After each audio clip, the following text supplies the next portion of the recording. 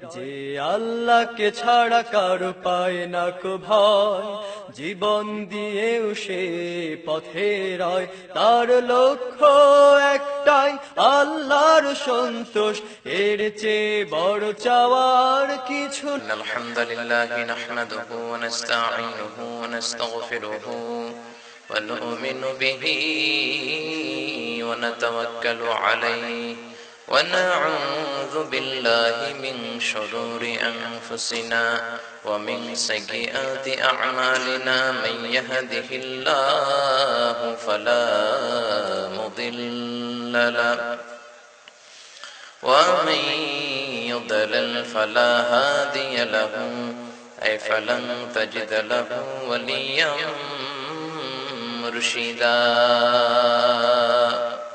بسم الله الرحمن الرحيم পরম করুণাময় অসীম দয়ালু আল্লাহ তাআলার নামে শুরু করছি। আমরা আমাদের সব ভালো কাজগুলো একজনের নামে শুরু করি, তিনি কে? আল্লাহর নামে কাজ শুরু করলে বরকত আছে না নাই? আর আল্লাহর নাম যদি বাদ দেন কোনো বরকত নাই, ঠিক কিনা? এজন্য সব জায়গায় আল্লাহর নাম রাখতে রাজি আছেন? সব জায়গায় বিসমিল্লাহ রাখবেন তো, নাকি শুধু মাহফিলের পোস্টারে রাখবেন, মসজিদে রাখবেন, মাদ্রাসায় রাখবেন? মসজিদ, মাদ্রাসা, মাহফিল এখানে যেমনি রাখবো সংসদ ভবনেও রাখতে হবে, ঠিক কিনা? সংবিধানের ভেতরেও রাখতে হবে, চিল্লা এখন ঠিক কিনা? এজন্য বিসমিল্লাহ আছে যেখানে আমরা আছি, কোরআন আছে যেখানে আমরা আছি, যৌতুক আছে যেখানে আমরা আছি। যৌতুক খান আপনারা? যৌতুক খাওয়া যাবে? খাওয়া যাবে না, এটা একটা সামাজিক ব্যাধি। আমরা সবাই মিলে যদি চেষ্টা করি, সোসাইটি থেকে বিশেষ করে আমার ভাইয়েরা যারা আছেন জনপ্রতিনিধি, ওনারা যদি একটু শক্ত করে সমাজটাকে ধরেন, তাহলে সমাজে যৌতুকের মতো মরণ ব্যাধি ঢুকতে পারবে। আপনাদের এই সমাজে যৌতুক না ঢুকুক আমরা বলি আমিন। নাই না? মাশাআল্লাহ, খুব ভালো। পূর্ব ধর্মপুর বাইতুল মামুর জামে মসজিদের উদ্যোগে, মসজিদটা কোথায়? এদিকে বাইতুল মামুর, এটা হচ্ছে ফেরেশতাদের কিবলা। আমাদের কিবলা হচ্ছে কাবা আল মুশাররাফা, যে কাবার চারদিকে আমরা লাব্বাইক লাব্বাইক বলে ডাকি কারে? আল্লাহকে। তো ফেরেশতাদেরও একটা কিবলার দরকার আছে না নাই? ফেরেশতাদের কিবলা হচ্ছে এই যে বাইতুল মামুর, সপ্ত আকাশের উপরে, সিদরাতুল মুনতাহার উপরে, লৌহে মাহফুজের ওখানে ফেরেশতাদের কাবা একটা সেন্টার। আমাদের কাবাটা যে সেন্টারে, বাইতুল মামুর ঠিক একই সেন্টার থেকে উপরে। সুবহানাল্লাহ পড়েন। প্রতিদিন 70,000 করে ফেরেশতা এই বাইতুল মামুরে ঢুকে আল্লাহকে সিজদা করে, আল্লাহর ইবাদত করে। একবার যে ফেরেশতা ঢোকার সুযোগ পায়, দ্বিতীয়বার আর ঢোকার চান্স পায় না। কিয়ামত পর্যন্ত এমনি প্রতিদিন 70,000 করে ঢুকে আর বেরোয়, ঢুকে আর বেরোয়। যেরকম সুবহানাল্লাহ। এখন সৌদি সরকার তাওয়াফের নাকি নতুন নিয়ম করে দিয়েছে, ইহরামের কাপড় পরা ছাড়া তাওয়াফের মাতাফের জায়গায় ঢুকতে পারবে না। এত হাজি। গত 2016 সালে সৌদি ধর্ম মন্ত্রণালয়ের রিপোর্ট অনুযায়ী হাজি এসেছিল হজে প্রায় 19 লাখ। সুবহানাল্লাহ পড়বেন না? 15 লাখ হচ্ছে ফরেন হাজি, আর ন্যাশনাল সৌদি হাজি 4 লাখ। লক্ষ লক্ষ হাজি এই কাবাকে তাওয়াফ করে। এই কাবার মধ্যে নবীদের হাত লেগেছে, চিল্লায় কোন ঠিক কিনা? সাইয়েদনা ইব্রাহিম আলাইহিস সালামের পরশধন্য এই কাবা, সাইয়েদনা আদমের পরশধন্য এই কাবা, নূহ আলাইহিস সালামের এই পরশধন্য এই কাবা। নিজ হাতে ইব্রাহিম আলাইহিস সালাম নির্মাণ করেছেন এই কাবাটা। নির্মাণ করতে করতে আর উপরে যেতে পারেন, হাতে নাগাল পায় না। আল্লাহ বললেন, don't worry about it, I am just sending a special stone from paradise. আমি জান্নাত থেকে একটা বিশেষ পাথর পাঠিয়ে দিচ্ছি, ওই পাথরে দাঁড়াবা, উপরে উঠতে মনে চায় পাথরটা উপরে উঠে যাবে, নিচে নামতে মনে চায় নিচে নেমে যাবে। এই পাথরটার নাম হচ্ছে মাকাম ইব্রাহিম। আজও কাবার পাশে আছে না নাই? গত রমজানের আগে আমি মক্কায় ছিলাম, কত চমৎকার ভাবে ওটাকে তারা প্রিজার্ভ করেছে। আজও সাইয়েদনা ইব্রাহিমের পায়ের ছাপও আছে। আবার উনি কাবা বানালেন, ছেলে ইসমাইল বসে থাকে নাই, ছেলেও হেল্প করেছে, পাথর এনে বাবাকে দিত, আর বাবা কাবা বানাতো। কেমন বাবা, কেমন ছেলে! বাবা রাজমিস্ত্রি, ছেলে হচ্ছে যোগালী। আবার এই দুই নবীকে আল্লাহ বললেন, তাহহিরা বাইতিয়া লিত্তাইফিনা ওয়াল আকিফিনা ওয়ার রুকআইস সুজুদ। ও ইব্রাহিম, ইসমাইল, দুই বাপ বেটা মিলে কাবা ঘর ঝাড়ু দাও, তাহহিরা মসজিদ ক্লিন করো। আমরা এখন মসজিদ ক্লিন করতে চাই না, শুধু মুয়াজ্জিন সাহেবের উপর খেপি, বালু কেন, ময়লা কেন, টিকটিকির পায়খানা পড়ছে কেন, তা আমনে আসলেন কই? আপনি পরিষ্কার করবেন। মসজিদ তো সবার, মুয়াজ্জিন ইমামকে তো একটা সার্টেন পিরিয়ডের জন্য দায়িত্ব দিয়েছি। আমি ঢুকলে আমি পারলে ক্লিন করব, আপনি মসজিদ ক্লিন করলে আপনার মনের জ্বালা দূর করে দিবে কে? মসজিদেরি ঝাড়ু বারদার হোক আমারে হাত, শোনো আমার মুনাজাত, শোনো শোনো ইয়া ইলাহি আমার মুনাজাত, শোনো আমার মুনাজাত। পড়েন আমিন। তো ওনারা এত বড় জলিল কদর পয়গম্বর হয়ে মসজিদ ঝাড়ু দিতে পারে, আপনি কোন কলিমুদ্দি সলিমুদ্দি হয়েছেন মিয়া? আপনিও পরিষ্কার করবেন। আমরা সবাই মিলে মসজিদ নির্মাণের কাজে অংশগ্রহণ করবো, রাজি আছেন তো? বিশ্বনবী নিজেও মসজিদ নির্মাণের কাজে অংশগ্রহণ করেছেন। বিশ্বনবীর টাইমে কাবা ঘর যখন একটু ভেঙে পড়লো এক পাশ দিয়ে, কুরাইশরা চিন্তা করলো কাবা বানাতে হবে। তো সব বাচ্চারা কাবা ঘর নির্মাণের কাজে অংশগ্রহণ করলো। বিশ্বনবীও কিশোর, ছোট্ট মানুষ, 8 বছর বয়স, 10 বছর বয়স। তো সব বাচ্চারা একটা করে পাথর টানে, লুঙ্গি খুলে লুঙ্গিটারে এরকম ভাঁজ করে সব বাচ্চারা কাঁধে রেখে ওইটার উপরে পাথর টানে যাতে ব্যথা না লাগে। সব বাচ্চারা কয়টা করে পাথর? বিষ্ণুনবী টানে 2টা, কিন্তু বিষ্ণুনবী পরনের লুঙ্গি খুলে না। সুবহানাল্লাহ কইবেন না? সব বাচ্চারা একটা করে পাথর টানে, বিষ্ণুনবী টানে 2টা। সব বাচ্চারা লুঙ্গি খুলে কাঁধে রাখে, বিষ্ণুনবী রাখে। ছোট্ট বাচ্চারা লুঙ্গি খুলে ফেলে না? বিশেষ করে গরমের সিজনে পুকুর একটা থাকলে লুঙ্গি সব থুইয়া খালি ডুবায়, ডুবাইতে ডুবাইতে চোখ লাল করে বিকেলে বাড়িতে ফিরে। এরকম আছে না নাই? তো বিশ্বনবী লুঙ্গি খোলেন না। চাচা আবু তালেবের দৃষ্টিতে পড়লো, যে বললো ভাতিজা লুঙ্গি খোলো। বিশ্বনবী বললেন না, লুঙ্গি খুলবো না। আমরা অনেক সময় ছোট বাচ্চাদের বলি, আরে তুই ছোট্ট মানুষ, খুললে কি হবে, খোল। আরে খোল খোল, সমস্যা নেই, খোল। এগুলো বলে বাচ্চাদেরকে আমরা অপমানিত করি না। এটা কখনো বলবেন না। সে লুঙ্গি খুলবে কেন? সে ছোট্ট হলেও তার একটা প্রেস্টিজ আছে না নাই? তার একটা আত্মসম্ভ্রম বোধ আছে। এখন থেকে যদি লুঙ্গি খোলান শিখান, এগুলো হবে টাকা, এগুলো হবে টেন্ডারবাজ, এগুলো হবে চাঁদাবাজ, এগুলো হবে বাংলা ভাই, ইংরেজি ভাই, অঙ্ক ভাই, এগুলো হবে পিচ্চি হান্নান, কালা জাহাঙ্গীর, এরশাদ শিকদার আর লতিফ সিদ্দিকের মতো আউলা ঝাউলা মন্ত্রী। ছোট্টবেলা থেকে ভদ্রতা শিখাবেন, ছেলেগুলো কোরআনওয়ালা হবে, ইসলামওয়ালা হবে, আল্লাহওয়ালা হবে। চিল্লায় বলেন ঠিক কিনা? আমার বাবার মুখে প্রথম যেদিন শুনেছিলাম গান, সেদিন থেকে গানি জীবন, গানি আমার প্রাণ। তো আপনি শিখাইছেন গান, গান তো গাবে। যদি কোরআন শিখাইতেন, ছেলে বলতো বাবার মুখে প্রথম যেদিন শুনেছি কোরআন, সেদিন থেকে কোরআনি জীবন, কোরআনি আমার প্রাণ। ঠিক কিনা? এজন্য ছোট্টবেলা থেকে ইসলাম শিখাবে, ছোট্টবেলা থেকে কোরআন শিখাবে। ছেলেগুলোর নামাজি বানাবে কে?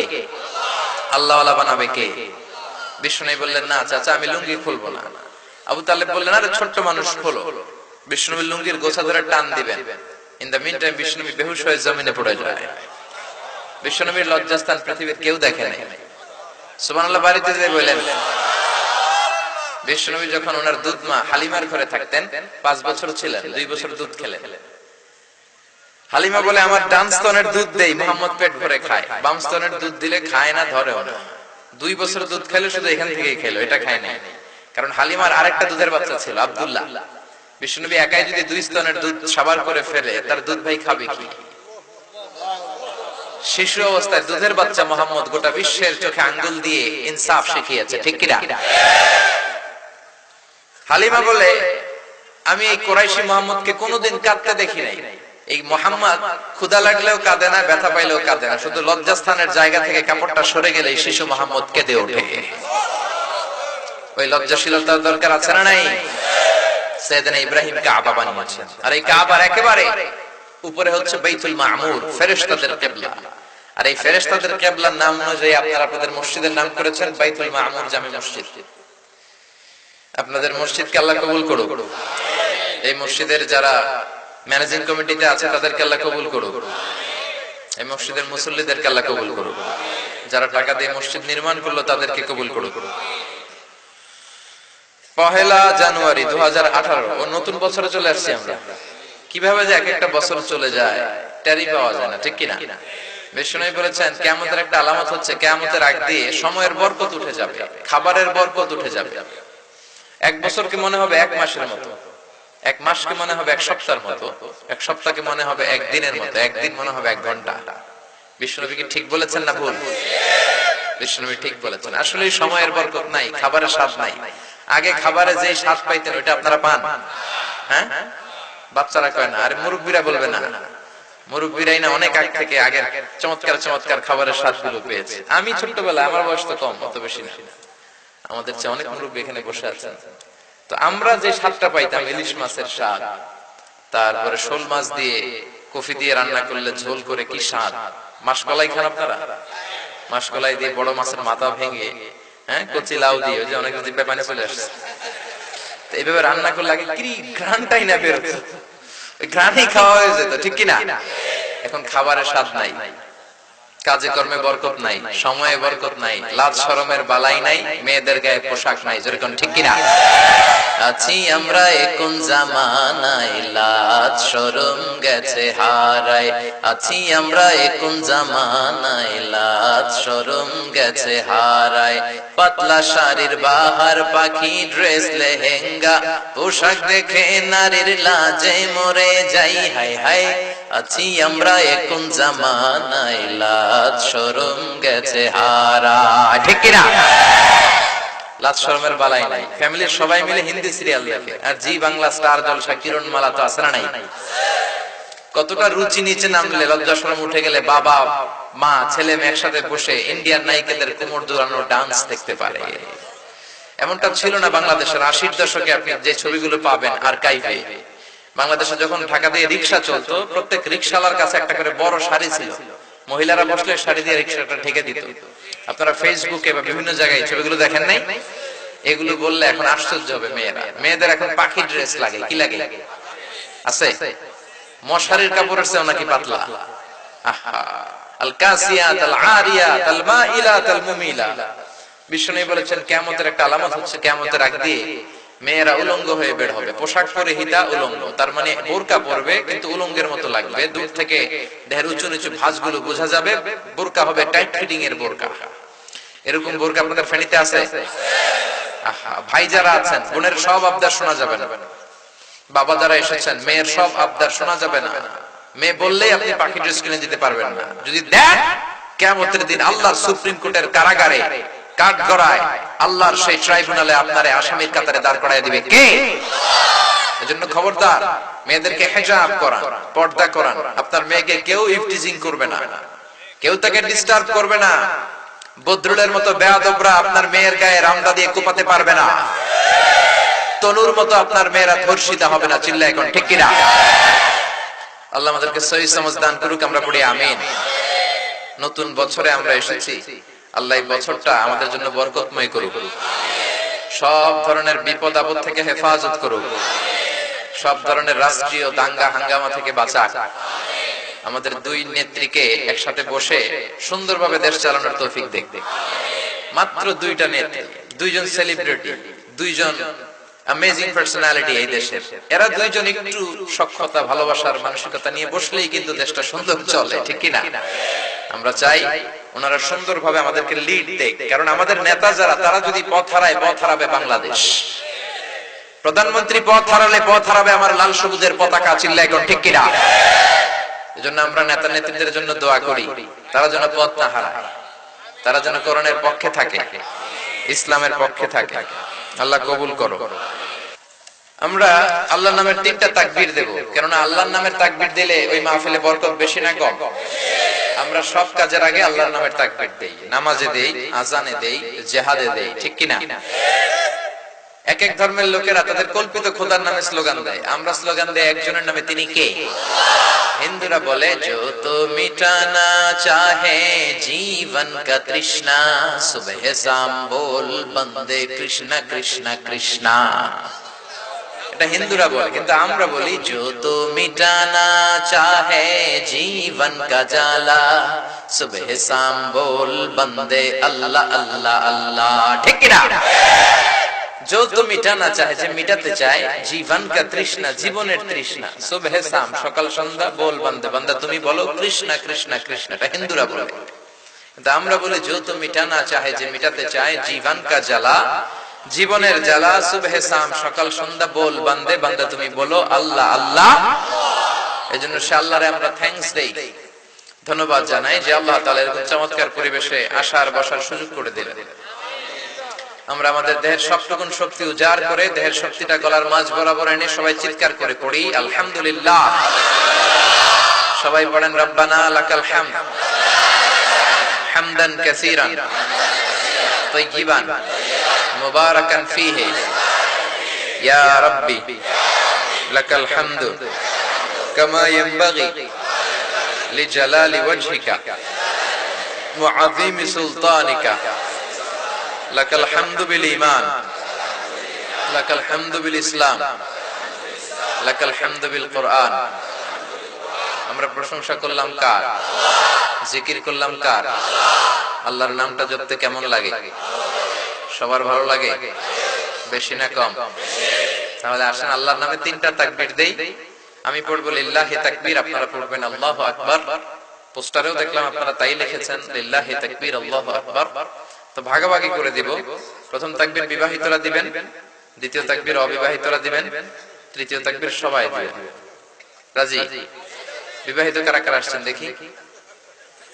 আমিও আছি আপনাদের লগে, ভয় নাই, হাত নামান। অবিবাহিত কারা আসছে দেখি? দেখি হাত তোলো, হাত তোলো। মাশাআল্লাহ, তোমরাও কম না, হাত নামাও। বেশিরভাগ জায়গায় আমার যেটা এক্সপেরিয়েন্স, অবিবাহিতরাই জিতে যায় আওয়াজের দিক থেকে আর কি। এমনি ইমানি জজবা তো সবারই আছে, ভালোবাসার দরদের জায়গাটা সবার সমান, ঠিক কি না?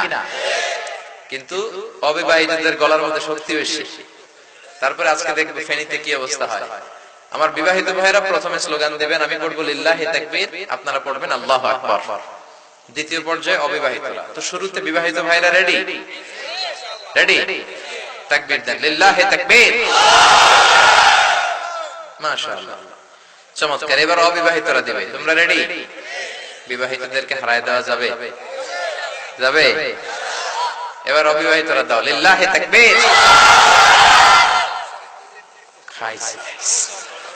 মাশাআল্লাহ, পারেন না আপনারা?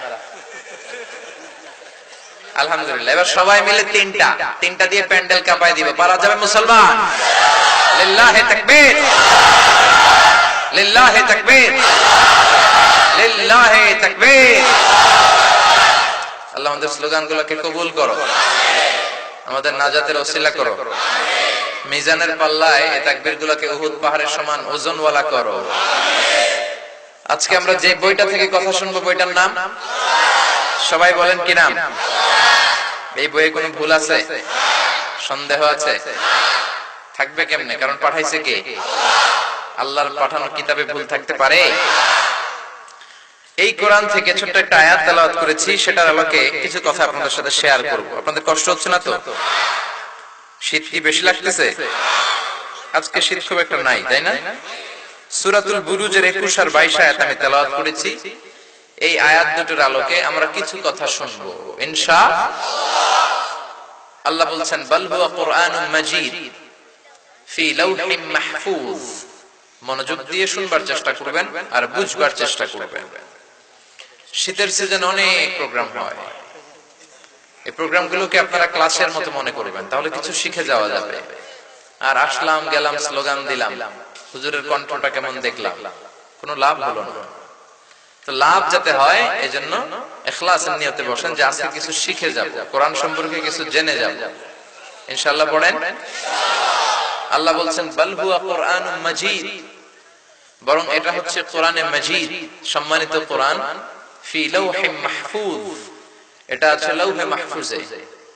লাউহে মাহফুজ হচ্ছে কোরআনের বাড়ি। কার বাড়ি? আল্লাহ কোরআনের জন্য একটা বাড়ি করে দিয়েছেন।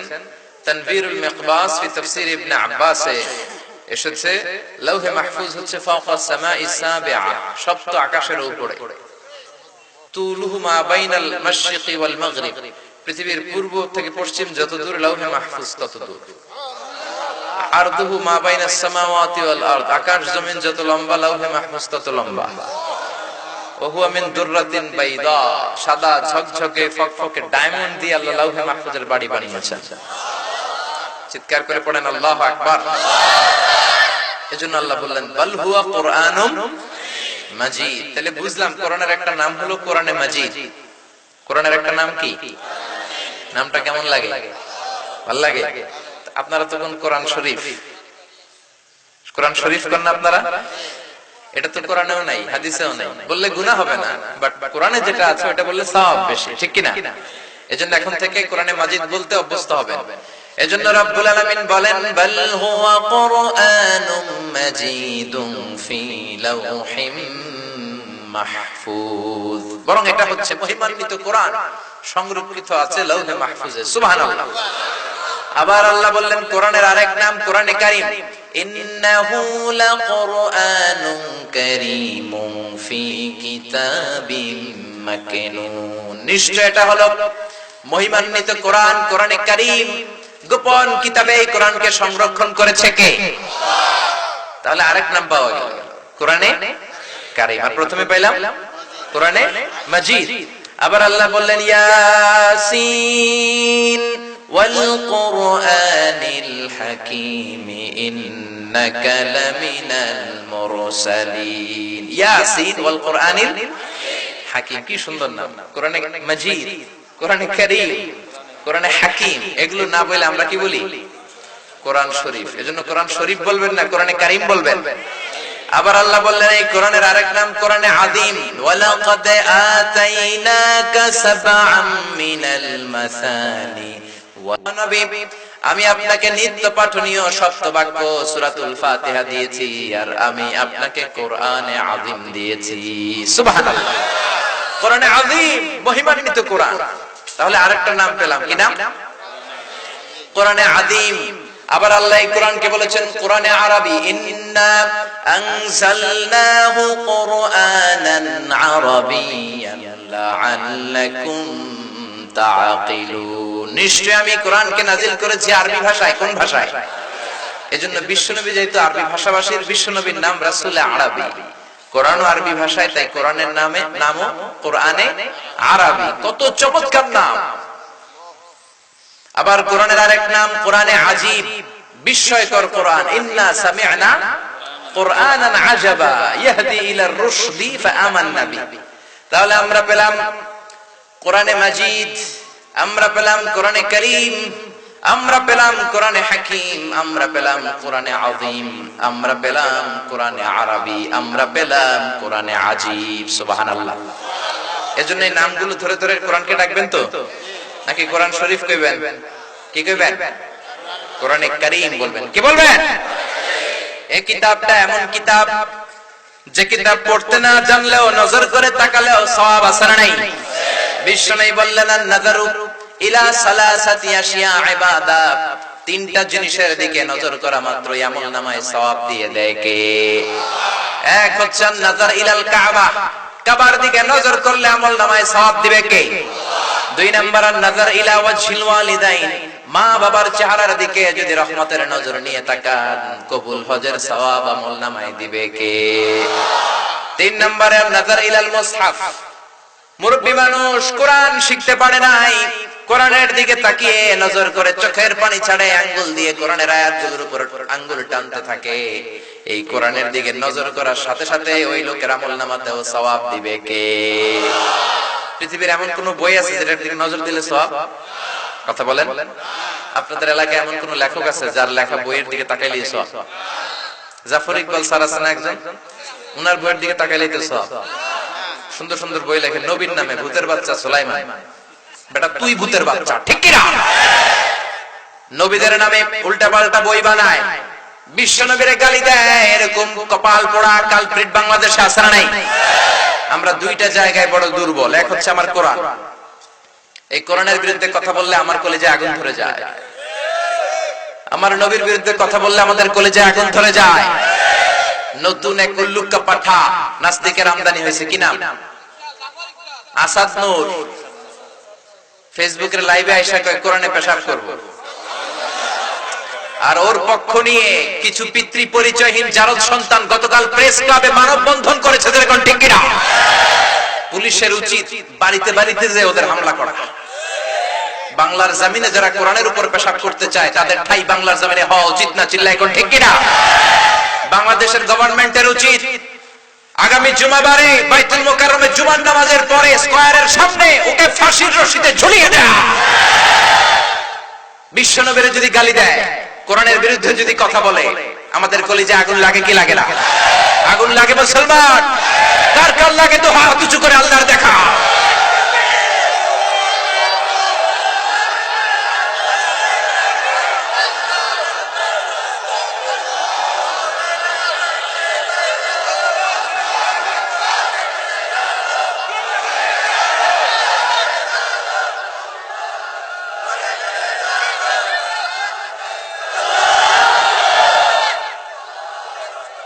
আল্লাহ আমাদের স্লোগানগুলোকে কবুল করো। এই বেয়াদবগুলোর হেদায়েত দাও। হেদায়েত নসিবে না থাকলে নমরুদ আর ফেরাউনের যে দশা করেছো ওদের ওই দশা করে দাও। কত বড় সাহস! কোরআনের উপরে প্রতিদিন সে পেশাব করবে, আবার বলে আমরা মুক্ত মনা। তো তোরা মুক্ত মনা হইলে বিকৃত মনা কারা? তোরা মুক্ত মনা হইলে তো শয়তানও তোদের দিকে তাকায় হাসবে, ঠিক কি না? এজন্য কোরআনের বিরোধিতা যারা করে তাদেরকে ছাড় দেয়া হবে। এজন্য তৌহিদি মুসলমানদের এক থাকতে হবে, নেক থাকতে হবে। যারা পত্রিকার রিপোর্টার আছেন ওদের বিরুদ্ধে কভারেজ করেন, মিডিয়া কভারেজ করেন। যারা কথা বলার সুযোগ পান মাইকে ওদের বিরুদ্ধে বলেন, ঠিক কি না? এরা জমিন চিনে না। এই জমিনটা পীর আউলিয়াদের জমিন, এই জমিন দাড়িওয়ালাদের জমিন, টুপিওয়ালাদের জমিন। এটা কওমি মাদ্রাসার জমিন, এটা আলিয়া মাদ্রাসার জমিন, এটা টঙ্গীর তুরাকপাড়ের আমার বিশ্ব ইস্তেমার জমিন। জোরে কোন ঠিক কি না? এদেশে আর কিছু থাকবে না থাক, আমার কোরআন থাকবেই। আর কিছু থাকবে না থাক, ইসলাম থাকবেই। এজন্য সরকারের উচিত এদেরকে আইনের আওতায় আনা। আরেক বেয়াদব নাস্তিক মুফাসসিল ইসলাম এই আসাদ নূরকে সাপোর্ট দিয়ে যাচ্ছে ইংল্যান্ড থেকে। গভর্নমেন্টের উচিত ইন্টারপোলের পুলিশের মাধ্যমে ওই বেয়াদবটাকে ধরেও ফাঁসি দিয়ে দেয়া। এদের স্থান বাংলার জমিনে হবে না, আমরা বেঁচে থাকতে হবে না। জোরে কোন ঠিক কি না? এজন্য কোরআনের বিরুদ্ধে যারা কথা বলে, ইসলামের বিরুদ্ধে যারা কথা বলে, বিশ্বনবীর সম্মানের বিরুদ্ধে যারা আঘাত দিয়ে কথা বলতে চায়, এদের ব্যাপারে কোনো কম্প্রোমাইজ চলবে। আল্লাহ আমাদেরকে সহিহ সমঝ দান করুক, আমরা পড়ি আমিন। এজন্য রব্বুল আলামিন বলেন, কিতাবটা এত দামি কিতাব, এই কিতাবের দিকে নজর দিলে সওয়াব দেয় কে? এই কিতাব এমন কিতাব, এই কিতাব পড়লে সওয়াব, এই কিতাব ধরলে সওয়াব, এই কিতাব শুনলে সওয়াব, এই কিতাবের জন্য মরলেও সওয়াব। এই কিতাব যদি আপনি পড়েন প্রতি অক্ষরে 10টা করে নেকি আমলনামায় দিবে কে? এই কিতাবের আয়াতগুলো যদি পড়েন প্রতি আয়াত পড়ার কারণে জান্নাতে আপনার বিল্ডিং কে এক এক তলা করে উঁচু করে দিবে কে? এজন্য বিশ্বনবী বললেন, মান করা হারফান মিন কিতাবিল্লাহি ফালাহু হাসানা। যে ব্যক্তি আল্লাহর কিতাবের একটা অক্ষর তেলাওয়াত করলো তার আমলনামায় সওয়াব দেয়া হয়। ওয়াল হাসানাতু বিআশরি আমসালিহা, একটা অক্ষর পড়লে আমলনামায় 10টা সওয়াব দেয়া হয়। আবার কিয়ামতের দিন আল্লাহ বলবেন, ইকরা ওয়ারতাকি ওয়ারাতিল কামা কুনতা তুরাতিলু ফিদ দুনিয়া ফাইন্না মানজিলাতাকা ফি আখিরি আয়াতিন তাকরাউহা। কোরআনের তেলাওয়াত কর, এক একটা আয়াত তেলাওয়াত করবি, জান্নাতের মধ্যে তোর বিল্ডিংটারে এক এক তলা করে উঁচা করে দিবে কে? কি দামি কিতাব! খুশি না বেজার? এই কিতাব পড়লে সওয়াব, এই কিতাব ধরলে সওয়াব। তবে ধরার আগে ওযুর দরকার আছে না নাই? লা ইয়ামাসসুহু ইল্লাল মুতাহহারুন, ডোন্ট টাচ মি উইদাউট অ্যাবলুশন। কি পাওয়ারফুল কিতাব! ধরতে গেলেই কোরআন বলবে ডোন্ট টাচ মি উইদাউট অ্যাবলুশন। ওযু ছাড়া আমার গায়ে স্পর্শ করা যাবে না। এই কিতাব পড়লে সওয়াব, এই কিতাব ধরলে সওয়াব, এই কিতাব শুনলেও সওয়াব আছে না নাই? রবীন্দ্রনাথের সঙ্গীত শুনলে সওয়াব আছে না নাই? কাজী নজরুলের গান শুনলে সওয়াব আছে না নাই? লালন গীতি শুনলে, মরবী গান শুনলে, বাউলা গান শুনলে, বারি সিদ্দিকীর গান শুনলে, আমি একটা জিন্দা লাশ, কাটিস না রে জংলারে বাস, আমার লাইগা 3.5 হাত কবর খুঁড়িস না, আমি পীড়িতের নলে পোড়া, মরার পরে আমায় পুরিস না। কয় সব হইছে? আর বিশ্বাস করে গাইলে ঈমানটাও যাবে, ঠিক কি না? প্রথম লাইনে বলে আমারে কবর দিস না, দ্বিতীয় লাইনে বলে আমারে আগুনে পুরিস না। মুসলমানকে শ্মশানে নিয়ে পুরানো হয় নাকি মুসলমানকে কবর দেয়া হয়? এই জন্য যেই এক গানের মধ্যে 2 ধর্মের কথা আছে, ওই গানও মুসলমানেরা গাইতে পারবে। মুসলমানেরা গান গাইবে কোরআনের গান, মুসলমানেরা গান গাইবে বিশ্বনবীর জন্য গান, মুসলমানেরা গান গাইবে সালাতের জন্য গান, ঠিক কি না?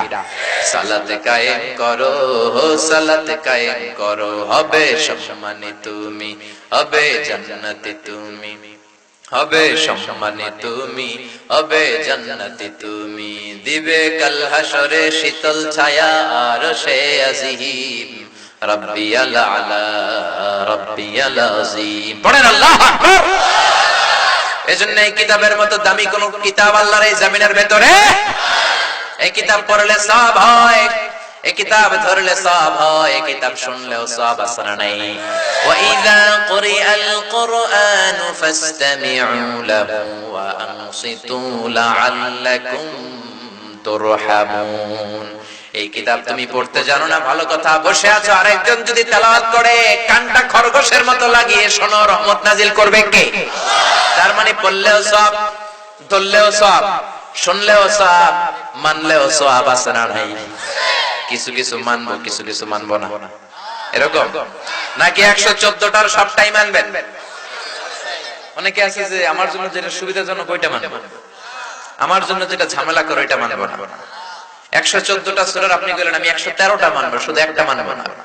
আপনি মুমিন না কাফের? আপনি বললেন 6666 আয়াত, আমি 6600টা মানি, শুধুমাত্র কেবলমাত্র 66টা মানি না, মুমিন না কাফের? আল্লাহ বলে খবরদার, আফাতুমিনুনা বিবাদিল কিতাবি ওয়া তাকফুরুনা বিবাদ। এই কোরআনের বেছে বেছে কিছু মানবা, কিছু ছাড়বা, এমন যদি তোমার নীতি হয় তুমি মুমিন নও, তুমি কাফের, ঠিক কি না? একদল আছে কোরআনের সুন্দর কথাগুলো মানে, সুবিধাজনক গুলো মানে, যেগুলোতে ঝামেলায় পড়বে ওগুলো মানে না, আছে না নাই? মিষ্টি খাওয়ার সুন্নাত মানে, মাইর খাওয়া যে সুন্নাত ওইটা মানে না, আছে না নাই? সুন্নাত নয় শুধু সুমধুর আলাপ, আর সুন্নাত হলো হুঙ্কার গর্জন, ঠিক কি না? সুন্নাত নয় শুধু পাগড়ি মাথায় দেয়া, আর সুন্নাত হলো অন্যায় বাধা দেয়া। সুন্নাত শুধু নয় মেষ চড়াতে যাওয়া, আর সুন্নাত হলো রাষ্ট্রনায়ক হওয়া। মোহাব্বতে তার সুদিনের সাথী তুমি, দুর্দিনেও তার পাশে থাকো কি? আর কিছু সুন্নাত আছে তুমি জানো কি? জানলেও জীবনে কখনো তা মানো কি? সুন্নাত নয় শুধু দাওয়াতের মেহমান, খালি মেহমানদারি করবেন আর দাওয়াত খাবেন নাকি? সুন্নাত নয় শুধু খাওয়া শেষে মধুপান, মিলাদের পর গরম গরম জিলাপি সুন্নাত হয়ে গেছে। আর কিছু সুন্নাত আছে তুমি জানো কি? জানলেও জীবনে কখনো তা মানো কি? আল্লাহু আকবার। এজন্য কিতাব পড়লে সওয়াব, ধরলে সওয়াব, শুনলে সওয়াব, মানলেও সওয়াব আসরা নাই। তবে মানলে বেছে বেছে মানা যাবে না, পুরোটা মানতে হবে, ঠিক কি না? আবার এই কিতাবের জন্য মরলেও সওয়াব আসরা নাই। এই কিতাবের আন্দোলন করতে যে যারা দেহের তাজা রক্ত বিলিয়ে দিল তাদেরকে শহীদ করে দাঁড় করাবে কে? ওয়ালা তাকুলু লিমান ইউকতালু ফি সাবিলিল্লাহি আমওয়াত বাল আহইয়াউন ওয়ালাকিন লা তাশউরুন। আল্লাহর রাস্তায় যারা জীবন দিল, আল্লাহর রাস্তায় যারা রক্ত দিল কোরআনের আইন বাস্তবায়নের জন্য, খবরদার ওদেরকে মৃত বলো না। কিয়ামতের দিন ওদেরকে শহীদদের কাতারে দাঁড় করায়া দিবে কে? এজন্য কোরআনের জন্য রক্ত ঢালতে রাজি আছি না নাই? কোরআনের জন্য জীবন দিতে রাজি আছি না নাই? অর্থ ব্যয় করতে রাজি আছি না নাই? জেল খাটতে রাজি আছি না নাই? সবকিছু মানতে রাজি আছি না নাই? আছেন আছেন আছেন আছেন? আল্লাহ কবুল করুক, চিল্লায়া পড়েন আমিন। এরপর আল্লাহ বললেন, গোলাম এই কিতাবটা পড়বা, কিন্তু পড়ারও একটা নিয়ম দিলাম। যেমন মন চায় তেমন পড়া যাবে না, পড়ার আগে ওযু করার দরকার আছে না নাই? আবার তেলাওয়াত করার আগে আল্লাহর কাছে শয়তান থেকে পানাহ চাওয়ার দরকার আছে না নাই? فإذا قرأت القرآن فاستعذ بالله من الشيطان الرجيم। কোরআন পড়ার আগে আল্লাহর কাছে পানাহ চাইবেন শয়তান থেকে, ঠিক কি না? পড়েন আউযু বিল্লাহি মিনাশ শাইতানির রাজিম, বিসমিল্লাহির রহমানির রহিম। সুবহানাল্লাহ। ওযু করতে হয়, শয়তান থেকে পানাহ চাইতে হয়, আল্লাহর নামে শুরু করতে হয়, তারপরে তারতিল আর তাজবিদের সাথে পড়তে হয়। কার কথা? ওয়ারাত্তিলিল কুরআনা তারতিলা। যেমন মনে চায় পড়া যাবে না, অশুদ্ধ করে কোরআন তেলাওয়াত করা যাবে না, তারতিলের সাথে পড়ার দরকার আছে না নাই? গুনগুন করে সুর দিয়ে কোরআন পড়ার দরকার আছে না নাই? বিশ্বনবী বলেছেন, মান লাম ইয়াতাগান্না বিল কুরআন ফালাইসা মিন্না। যে গুনগুন করে সুর করে কোরআন পড়ে না, ও আমার উম্মত হতে পারবে না। এজন্য সুর করে পড়বেন। অনেকে বলে, হুজুর আমার সুর নাই। আপনার যেটা আছে ওইটাই সুর, ঠিক কি না? বাথরুমের ভিতরে ঢুকলে বোঝা যায় কত সুর আছে মানুষের গলায়, কাপড় কাচতে গেলে বোঝা যায় কত সুর। সবাই তখন শিল্পী হয়ে যায়। যতটুকু সুর আল্লাহ দিয়েছে ওই সুরটারে কাজে লাগিয়ে কোরআন আপনি পড়বেন। আরব বিশ্বের শায়েখরা যেই সুরে পড়ে ওই সুরে পড়লে কবুল করে নেবে কে? শাইখ আব্দুর রহমান আস-সুদাইসের সুরে পড়েন, চমৎকার মিষ্টি সুর পছন্দ। মিশারি রাশিদ আল আফাসের সুরে পড়েন, আইয়ুব বিন ইউসুফের সুরে পড়েন, শাইখ শুরাইবের সুরে পড়েন, কবুল করে নেবে কে? এজন্য বিশ্বনবী বললেন, ইকরাউল কুরআনা বিলুহুনিল আরাবি ওয়া আসওয়াতিহা। আরবদের লাহানে কোরআন পড়বা, আরবদের স্টাইলে কোরআন পড়বা, আরবদের সুরে কোরআন পড়বা। নিজের মন গড়া সুরে কোরআন পড়া যাবে? এজন্য আল্লাহ বললেন, ওয়ারাত্তিলিল কুরআনা তারতিলা। তারতিলের সাথে তাজবিদের সাথে পড়ো, কবুল করবে কে? কিন্তু আমাদের রমজান মাসে তারাবির বেহাল দশা আছে না নাই? কই যায় তারতিল, কই যায় তাহসিন, কই যায় তাজবিদ? হাফেজ সাহেবও জানে না, মুসল্লিও জানে না। কোথায় গেল আমার ইউসুফ নবীর কাহিনী? কোথায় আযাবের আয়াত, কোথায় জান্নাতের আয়াত? কিচ্ছু টের পাওয়া যায় না। জাপানের রেলগাড়িও ফেল, ঠিক কি না? বিশ্বনবী বলেন, রুব্বা কারিন লিল কুরআন ওয়াল কুরআনু ইয়ালআনুহু। এমন কোরআনের কিছু কারি আছে, হাফেজ সাহেব আছে, কোরআন পড়লে সওয়াবের বিপরীতে তার উপর গুনাহ হয়, তার উপর আল্লাহ লানত পড়ে, ঠিক কি না? শাইখ আব্দুর রহমান আস-সুদাইস যখন আযাবের আয়াতগুলো পড়েন হেরেম শরীফে, আল্লাহু আকবার, যাদের নসিবে হয়েছে ওনার পিছনে নামাজ পড়া, আযাবের আয়াতগুলো আসলে একটা চিৎকার দিয়ে থেমে যায়। 1-2 মিনিট সময় দেয়, কান্নার সময় নিজেও কাঁদে, মুসল্লিরাও কাঁদে, ঠিক কি না? কাবা ঘরের চারদিকে কান্নার পরিবেশ, থমথমে পরিবেশ, নীরব নিঃশব্দ পরিবেশ, পিন ড্রপ সাইলেন্ট, কারো কাছ থেকে কোনো ধরনের আওয়াজ নাই, কান্নার আওয়াজ আর গঙ্গানের আওয়াজ ছাড়া। কান্নায় পুরো হেরেম শরীফের চারদিকে মুসল্লিরা ভেঙে পড়ে, কারণ আযাবের আয়াতগুলো উনি পড়েছেন, উনি বুঝেছেন। আবার জান্নাতের আয়াতগুলো এমন সাবলীল কণ্ঠে পড়ে, মানুষের অন্তরগুলোরে আরামদায়ক করে দেয় কে? আর আমাদের সালাতুত তারাবিতে 20 রাকাত তারাবি হয়। কখন আযাবের আয়াত গেল, কখন জান্নাতের আয়াত গেল, হাফেজ সাহেব বোঝে না, আমরাও। এজন্য তাজবিদের সাথে তাহসিনের সাথে কোরআন পড়ার দরকার আছে না নাই? আস্তে আস্তে পড়বেন, তারতিলের সাথে পড়বেন, গলায় যতটুকু সুর আছে ততটুকু পড়বেন। তারাবির সালাত তো সুন্নাত, নফল। কে বলছে আপনি না পারলে 20 রাকাত পড়তে? আপনি পারলে 40 রাকাত পড়বেন, না পারলে 18 রাকাত পড়েন, না পারলে 10 রাকাত পড়েন, 8 রাকাত পড়েন, 4 রাকাত পড়েন, কিন্তু যতটুকু পড়বেন ততটুকু আস্তে আস্তে পড়ার দরকার আছে না নাই? তাজবিদের সাথে তাহসিনের সাথে পড়ার দরকার আছে না নাই? তারাবির নামাজ আর তাড়াতাড়ি পড়বেন, কথা বলেন, তাড়াতাড়ি পড়বেন। এজন্য আল্লাহ বললেন, এই কিতাবটা এমন কিতাব, এই কিতাব পড়লে অন্তরের মধ্যে ঈমানকে বাড়িয়ে দেয় কে? ওয়া ইযা তুলিয়াত আলাইহিম আয়াতুহু যাদাতহুম ঈমানা। পৃথিবীর এমন কোন কিতাব আছে নাকি যেই কিতাব পড়লে আপনার ঈমান বেড়ে যাবে? একমাত্র একটাই কিতাব, কি নাম? সবাই বলবেন কি নাম? আবার আল্লাহ বললেন, এই কোরআনে আমি শিফা দিয়েছি। অসুস্থ ব্যক্তির গায়ে কোরআন পড়ে ফু দিলে সুস্থ করে কে? ওয়া নুনাজ্জিলু মিনাল কুরআনি মা হুয়া শিফাউন ওয়া রাহমাতুল লিল মুমিনিন ওয়া লা ইয়াজিদুয যালিমিনা ইল্লা খাসারা। এই কোরআনে আমি রহমত দিয়েছি, মার্সি দিয়েছি, ব্লেসিংস দিয়েছি, শিফা দিয়েছি। কোরআন পড়ে ফু দিলে শিফা দেয় কে? বিশ্বনবীর আঙ্গুলে বল্লা পোকা কামড় দিল। বিশ্বনবী ডেকে বললেন, আয়েশা রে, লবণের পানি গরম দাও, আঙ্গুলের মধ্যে ঢালো। মা আয়েশা লবণের গরম পানি ঢাললেন, বিশ্বনবী সূরা ফাতিহা পড়ে ফু দিলেন। মা আয়েশার লবণের পানি ঢালা শেষ, বিশ্বনবীর সূরা ফাতিহা পড়া শেষ, আঙ্গুলের ব্যথা। মা আয়েশা বললেন, নবী আপনি তো শুধু সূরা ফাতিহা পড়ে ফু দিলে আঙ্গুল ভালো হয়ে যেত, আমারে কষ্ট দিলেন কেন? আমারে আবার নতুন করে লবণের পানি করতে বললেন কেন? বিশ্বনবী বললেন, লবণের পানি দিয়ে চিকিৎসা হয় আর সূরাতুল ফাতিহার মাধ্যমে রুকিয়া হয়, ঝাড়ফুঁক হয়। দুইটার সমন্বয়ে রোগীকে ভালো করে দেয় কে? কেউ যেটা পারে না সেটা পারে কে?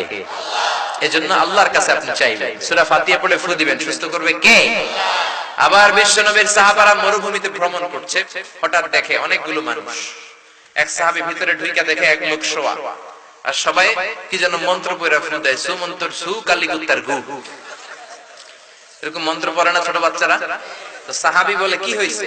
লোকেরা বলে, আমাদের নেতার একটা পাইথন অজগর সাপে কামড় দিয়েছে, বিষের জ্বালায় মরে যাবে আমাদের নেতা, আমরা হয়ে যাব খেতা।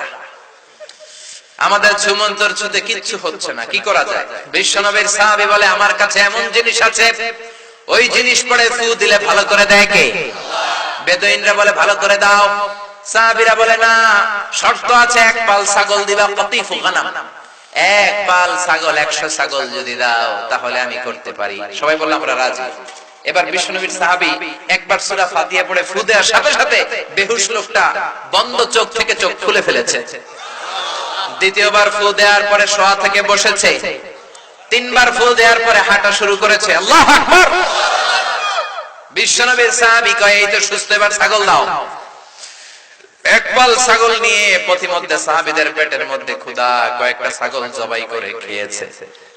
খাওয়ার পর এক সাহাবীর চিন্তা, হায় রে, কোরআন দিয়ে ছাগল লইলাম, আবার গোশত খাইলাম, জায়েজ হয়েছে কিনা? মাসালাটা বিশ্বনবীর জিজ্ঞেস করার দরকার আছে না নাই? মদিনাতে যেই বিশ্বনবীর বাড়িতে হাজির, ইয়া রাসূলুল্লাহ, এমন এমন ঘটনা, কোরআন দিয়ে ফু দিয়ে ছাগল নিয়েছে, জায়েজ হয়েছে কি? বিশ্বনবী বললেন, জায়েজ হয়েছে মানে কোরআনের দাম বাড়ায় আসছে মিয়া, ছাগলের গোশত কিছু থাকলে আমার ঘরেও দিও। আল্লাহু আকবার। এজন্য আল্লাহ বললেন, কোরআনের মধ্যে শিফা আছে না নাই? ইবনে মাজাহ শরীফে একটা চ্যাপ্টারই আছে, বাবুল ইস্তিশফা বিল কুরআন, কোরআন দিয়ে কি করে শিফা নেবেন। এজন্য কেউ অসুস্থ হলে সূরা ফাতিহা পড়ে ফু দিবেন, কারণ সূরা ফাতিহার একটা নামই হচ্ছে সূরাতুশ শিফা, রেমেডির সূরা, আরোগ্য লাভ করার সূরা। সূরা ফাতিহা মুখস্থ আছে না সবার? আছে আছে আছে। আবার আল্লাহ বললেন, এই কিতাবটা এমন কিতাব, বিপদে পড়লে এই কিতাব থেকে তেলাওয়াত করে শত্রুর মুখে ফু দিলে শত্রুরে কানা করে দিবে কে? রাস্তার মধ্যে আপনারা ডাকাতে ধরেছে, আপনি কোরআন থেকে তেলাওয়াত করে ফু দেন, ডাকাতের চোখকে অন্ধকার করে দিবে কে? চাঁদপুরে আমার মাহফিল, আমি ফিরে আসতেছি মাঝরাতে, গ্রামের মাঝখানে পিচ ঢালাই রাস্তা, হঠাৎ একটা বাঘ দিয়ে ডানে গেলাম, দেখি সামনে গাছ ফেলে রাখছে। তার মানে বুঝলাম ডাকাত চাচারা আছে না নাই?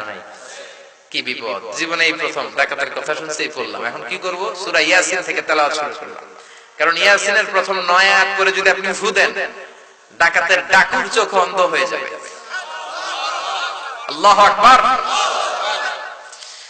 পড়তে লাগলাম সূরা ইয়াসিন। ড্রাইভাররে বললাম, কোনো কথা নাই, আস্তে করে পিছনে নাও। তারপর দেখলাম ক্ষেতের মাঝখান থেকে কে যেন লাইট মারে। হঠাৎ করে একজন এসে ওই গাছটা সরাই দিয়ে কয়, হুজুর আপনি যান যান যান, চলে গেল। আল্লাহু আকবার। পরীক্ষিত।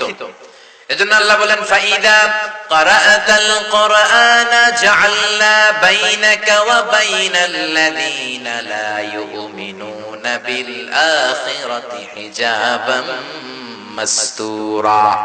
ও নবী, আপনি যদি কোরআন পড়েন, আপনার আর কাফেরের মাঝে আমি আল্লাহ পর্দা টেনে দেই। কাফেররা আপনারে মারতে আসে কিন্তু দেখে না। আল্লাহু আকবার। সূরা লাহাব যখন নাজিল হলো, তাব্বাত ইয়াদা আবি লাহাবি ওয়া তাব, ধ্বংস হোক নিপাত যাক আবু লাহাবের 2 হাত। আবু লাহাবের বউ রেগে মেগে বিশ্বনবীর লাঠি নিয়েছে, বিশ্বনবীর পিটায় শেষ করবে। বিশ্বনবীর বকতে বকতে নবীর কাছে আসতেছে। বিশ্বনবী ওনার বন্ধু আবু বকরকে নিয়ে বসা। সাইয়েদনা আবু বকর বললেন, ও নবী, আপনার চাচী আপনারে মারার জন্য তেরে আসছে, আপনি পালান। বিশ্বনবী বললেন, আবু বকর চিন্তা করো না, টেনশন নিও না, ভয় করো না। বিশ্বনবী পড়তে আরম্ভ করলেন, ইয়াসিন والقرآن الحكيم إنك لمن المرسلين على صراط মুস্তাকিম। বিশ্বনবী সূরা ইয়াসিন তেলাওয়াত করতে লাগলেন। চাচি লাঠি এনে আবু বকর রে কয়, আবু বকর তোমার বন্ধু মুহাম্মদ কই? কিন্তু বিশ্বনবী পাশে বসা আছে না নাই? বিশ্বনবীর চাচি উম্মে জামিল, ওনার নাম চোখকে অন্ধ করে দিয়েছে কে? তাফসীরে কুরতুবীর রচয়িতা আল ইমাম আল কুরতুবী, কর্ডোবা ওনার বাড়ি। আল মনসুর দুর্গে ওনাকে আক্রমণ করে ওইখানকার জালিম বাদশা জেল দিয়েছে 10 বছরের। উনি ছিলেন শক্তিশালী পুরুষ, জেলখানা ভেঙে পালালেন, আল্লাহর নাম নিয়ে দৌড়াতে শুরু করলেন। বাদশা টের পেয়ে সৈনিক পাঠালো, উনি দৌড়ায় আর সৈনিকরা ঘোড়ায় চড়ে। উনি ছিলেন শক্তিশালী মানুষ, ঘোড়ার দৌড়ানোর সামনে উনি আর দৌড়াতে পারলেন না। হঠাৎ একটা পাহাড়ের চিপায় যে আশ্রয় নিলেন। সৈনিকরা ওখানে নেমে ওনারা খুঁজতে আরম্ভ করলো। উনি সূরা ইয়াসিন তেলাওয়াত করতে আরম্ভ করলেন। ইমাম কুরতুবী বলে, জালিম বাদশার পাঠানো সৈনিকেরা আমার আশেপাশ দিয়ে ঘুরে, আমি কোথায় আমারে খুঁজে, কিন্তু আমারে দেখে না।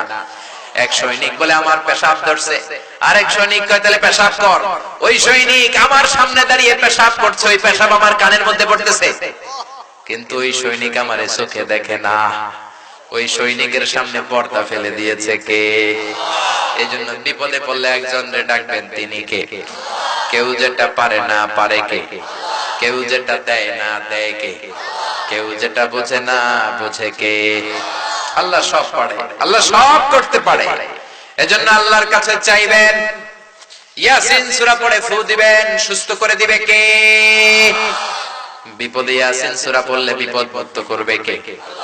আমরা বিপদে খুব বেশি পেরেশান হয়ে যায়। বিশ্বনবী বিপদে পড়লেই পড়তেন ইন্না লিল্লাহি ওয়া ইন্না ইলাইহি রাজিউন। মুমিন বিপদে পড়লে এটা পড়বে, আর পড়বে লা ইলাহা ইল্লা আনতা সুবহানাকা ইন্নী কুনতু মিনাজ জালিমিন। এই দোয়া পড়লেও আপনারে বাঁচায় দিবে কে? আমগো দেশে কই এটা ঠাড়া পড়ার দোয়া বলে। বিজলি চমকালে বলে যে ঠাড়া হচ্ছে, এখন এই দোয়া পড়ো। আসলে এটা শুধু বজ্রপাত, থান্ডার আর বিজলি চমকানোর দোয়া নয়। যে কোনো বিপদেই যদি আপনি এটা পড়েন, আপনাকে মুক্ত করে দিবে কে? পাকিস্তানের হানাদার বাহিনীরা আমাদের বাংলাদেশের উপর অনেক অত্যাচার করেছে। তারা শুধু হিন্দুদেরকে শুট করতে বেশি, গুলি করতে বেশি, কারণ তারা চাইতো সব মুসলমান হয়ে যায়। জিজ্ঞেস করতো মুসলমান না হিন্দু। হিন্দুরাও ডরে কালিমা মুখস্থ করে ফেলেছে। সব হিন্দুরাও কইতো আমরা মুসলিম, আর কালিমা বলে যেত মুখস্থ। তো এক বাঙালি মুসলমানরে ধরছে, ধরে বলে, এই বেটা তুই মুসলমান নাকি হিন্দু? মুসলিম আর হিন্দু।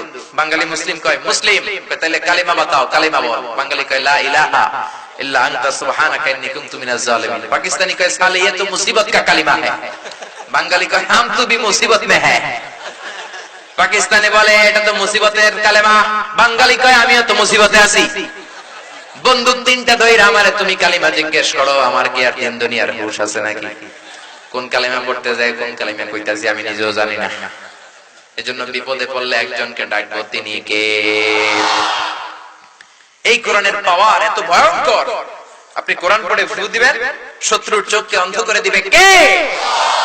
এই কোরআনকে বিশ্বনবী 23 বছর যাবত রিসিভ করলেন।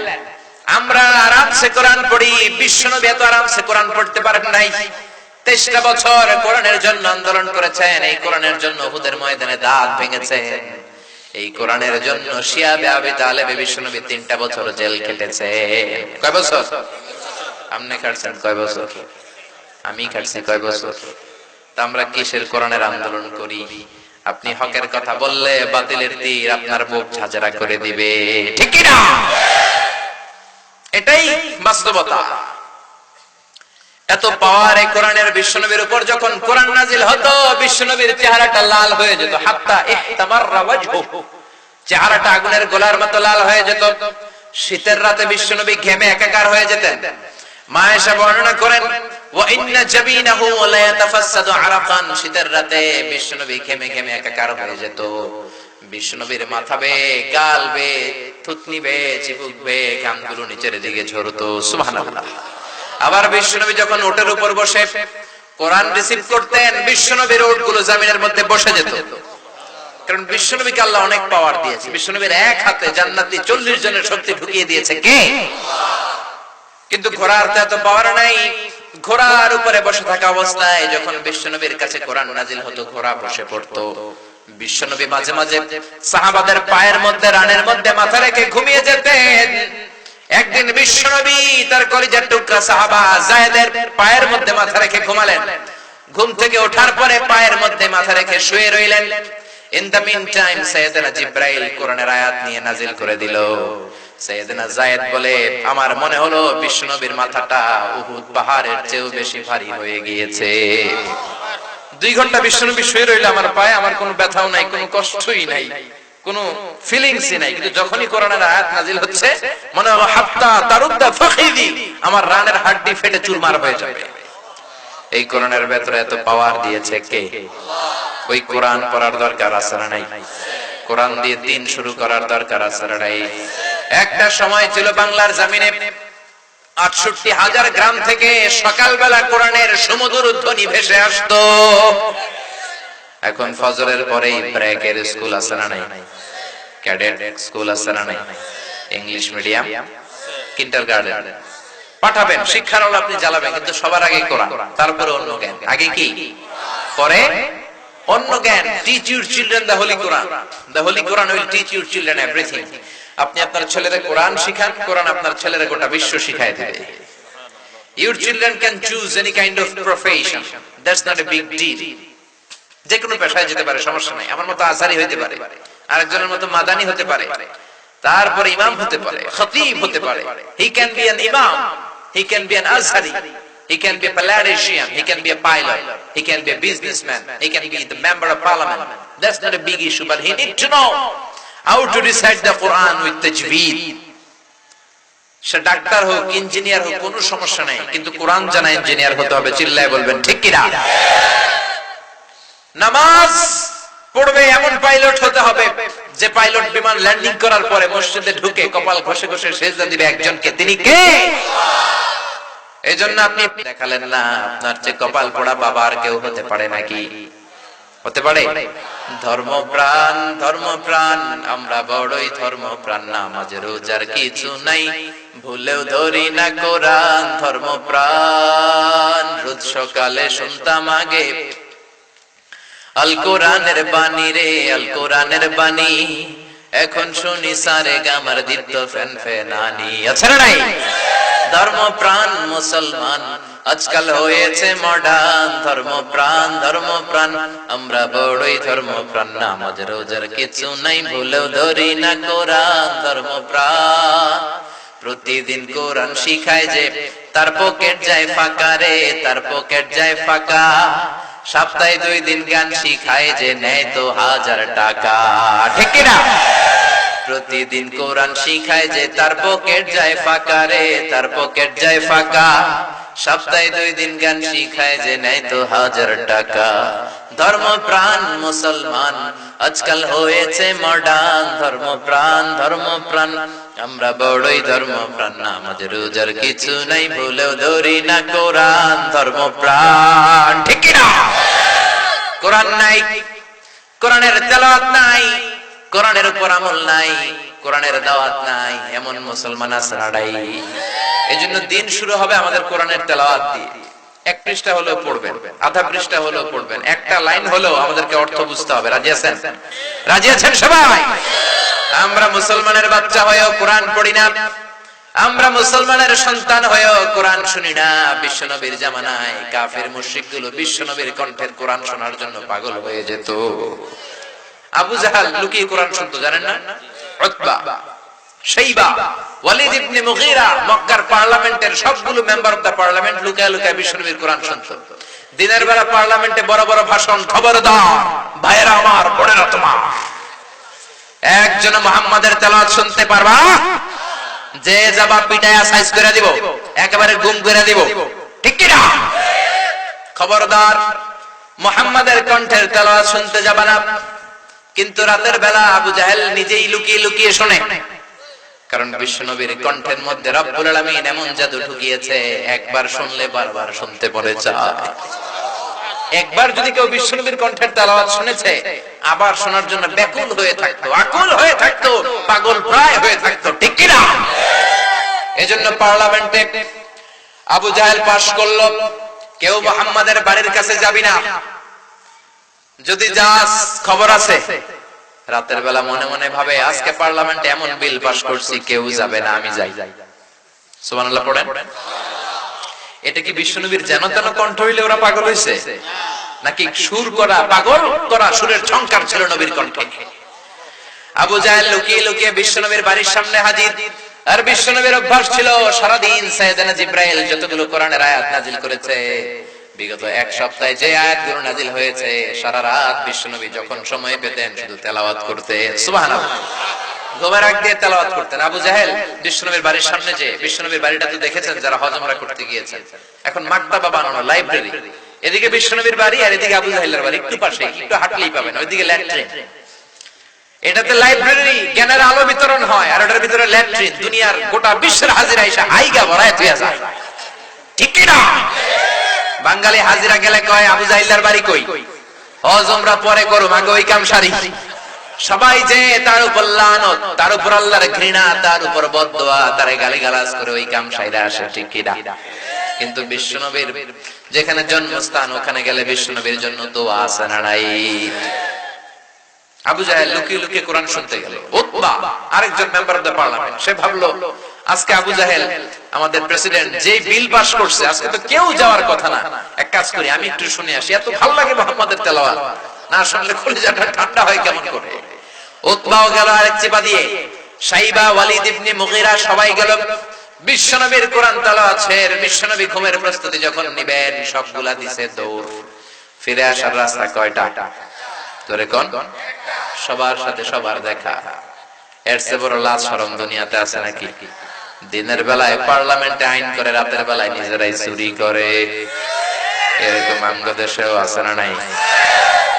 আইন বানায়, আইনের ফাঁক ফুকর দিয়ে কোটি টাকা মেরে দেয়, হলমার্ক খায়া ফেলায়, শেয়ার বাজার খায়া ফেলায়, পদ্মা সেতু খায়া ফেলায়, ব্রিজের রডও খায়া ফেলায়। রডের বিপরীতে দেয় বাঁশ। কি দেয়? কত ক্ষুধা, চিন্তা করছেন? কত ক্ষুধা হইলে রড খায়া হজম করতে পারে, সিমেন্ট খায়া হজম করতে পারে, ইটার টাইল সব, এটা যা খায় সব হজম হয়ে যায়, ঠিক কি না? দিনের বেলা পাস করছে, মুহাম্মাদের বাড়িতে তেলাওয়াত শুনতে যাওয়া যাবে না। রাতের বেলা আবু জাহেল নিজেই যায়, উতবা যায়, সাইবা যায়, তেলাওয়াতের পরে সবগুলা দিছে দৌড়। ফিরে আসার রাস্তা কয়টা? এবার লজ্জা শরম, কেউ কারো দিকে তাকায় না। অনেকক্ষণ পরে আবু জাহেল কয়, কিরে উতবা কই গেছিলি? কই গেছিলাম, কাজ ছিল কাজ। সাইবা তোমার কি কাজ? আমারও কাজ। সবাই কয় আমনের কি? কয় আমারও কাজ। কি কাজ? আবু জাহেল কে থাক, কথা ঘুরাইস না, জানি সবাই একই কাম করছি। এক কাজ কর, আমরাই যদি এমন করি, নেতারা এরকম করলে আমাকে জনগণ ডাকবো খেতা। আজকে থেকে যা করছি তওবা কর। কি কর? চারটায় মিলা তওবা করতেছে, আর কোনদিন মুহাম্মাদের কণ্ঠের তেলাওয়াত শুনতে যাব। সবাইকে আবু জাহেল, তুই পাস কইরা তুই আইলি কে? আবু জাহেল কে তরাইছস কে? একে অপরকে দোষারোপ করে। আবু জাহেল বলে, ঠিক আছে, আগামীকাল মক্কার পার্লামেন্টে এমন করা বিল পাস করব, ওই বিল পাস করার পরে কেউ আসার সুযোগ পাবে। পরের দিন সব মেম্বার অফ দ্য পার্লামেন্ট হাজির। আবু জাহেল আবার ঘোষণা দিচ্ছে, ভাইয়েরা আমার, বোনেরা তোমার, মুহাম্মাদের বাড়িতে কেউ যদি মুহাম্মাদের কণ্ঠের তেলাওয়াত শুনতে যাও, তার যত সম্পদ আছে সব রাষ্ট্রীয়ভাবে সিজ করে নিয়ে নেওয়া হবে। কোন সম্পদ রাখা হবে না, যত ওটের মালিক কোট নিয়ে নেওয়া হবে। সবাই রাজি আছে না নাই? সবাইকে রাজি। সবাই সিগনেচার করবে। সবাইকে আবু জাহেল, তুই আগে কর, তুই খাতার মধ্যে স্বাক্ষর দে। সবাই আমরা হাতে হাত রেখে ওয়াদা করব, কেউ মুহাম্মাদের বাড়ির দিকে যাব। আবু জাহেল বলো, যে যাবে শাস্তি হলো সব সম্পদে ছিনিয়ে নেওয়া হবে, মাথার চুল কামিয়ে আলকাতরা মেখে পুরো মক্কার বাজারে তারে ঘোরানো হবে। সবাই সিগনেচার দিয়ে শেষ, পার্লামেন্ট মুলতবি, সবাই বাড়িতে চলে গেছে, খাইয়ে দেয়া সবাই ঘুমায়। আবু জাহেল মনে মনে ভাবে, আজকে যে টাইট দিছি, আজকে কেউ যাইতো না, আমি যাই। সুবহানাল্লাহ। বাড়িতে যাই করেন। উতবারও একই চিন্তা, আজকে যে ভয়ঙ্কর বিল পাস হয়েছে, রাষ্ট্রীয় বিল, এমন চেতনার সাথে পাস করা হয়েছে, এই চেতনার কারণে তো কেউ যাবে না, আমি একটু যাই। সাইবা বলে, আমি একটু যাই। ওয়ালিদ ইবনে মুগীরা বলে, 100% আমি নিশ্চিত কেউ যাবে না, আমি গেলে সমস্যা কি? আজকেও সবাই বিশ্বনবীর বাড়ির চার কোণায় কান লাগায় মধুমাখা কণ্ঠের তেলাওয়াত শুনছে। আবু জাহেল শুনলো, উতবা সাইবা শুনলো, আমাদের নসিবে নাই, ঠিক কি না? আবু জাহেল শুনলো, উতবা শুনলো, ওয়ালিদ ইবনে মুগিরা শুনলো, সাইবা শুনলো, বিশ্বনবীর তেলাওয়াত শেষ, বিশ্বনবী ঘুমের প্রস্তুতি নিচ্ছেন, আবার সবগুলা দিছে দৌড়। ফিরে আসার রাস্তা কয়টা? এবার আর কেউ কথা কয় না, সবার মাথায় এরকম আধা ঘন্টা এমনি রয়েছে, কেউ কথা কয় না। ওইদিকে মশার কামড় আছে না নাই? অনেকক্ষণ পরে আবু জাহেল কয়, কই গেছিলি? কয় আমার একটু কাম আছিল মুহাম্মদের বাড়ির সিপাই। উতবা কই গেছিলি? কয় মুহাম্মদের বাড়ির সিপাই। সাইবা তুই কোন সিপাই? কয় আমিও একই সিপাই। সবাইকে আবু জাহেল তুই কোন সিপাই? কয় তোরা যে সিপাই আমি ওই সিপাই।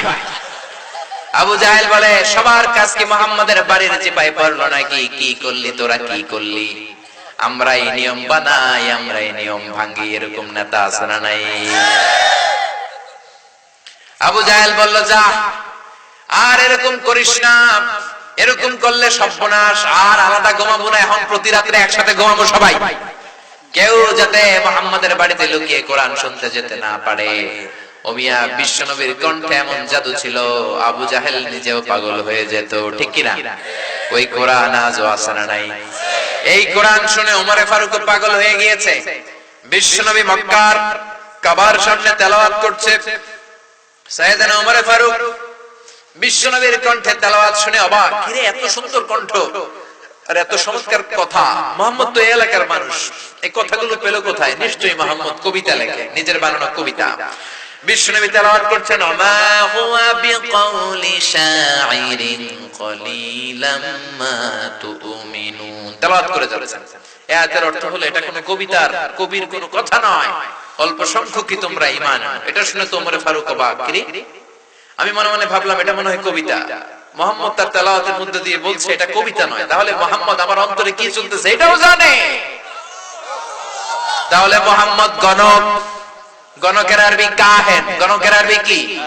বিশ্বনবী তো ওইদিকে তাকায় না, বিশ্বনবী তেলাওয়াত করে যাচ্ছেন, আলা হুয়া বিকাউলি কাহিনিন কলিলাম মা তাযাক্কারুন। এর অর্থ হলো এটা কোনো গণকের কথা নয়, খুব অল্প সংখ্যকই তোমরা উপদেশ গ্রহণ করো।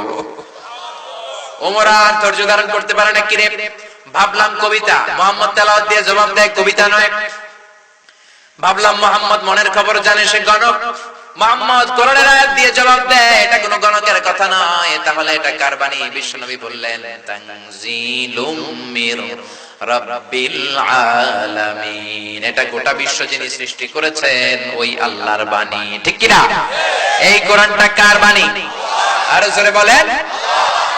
ওমরের হৃদয়ে এক ধাক্কা লাগলো, সূরাতুল হাক্কা দিয়ে আল্লাহ দিলেন এক ধাক্কা। তারপরে মক্কায় ঘোষণা দেয়া হলো মুহাম্মাদের কল্লা কেটে আনলে 100 উট। কত উট? ওমরে ফারুক তলোয়ার নিয়ে বিশ্বনবীর কল্লা কাটতে যাবে।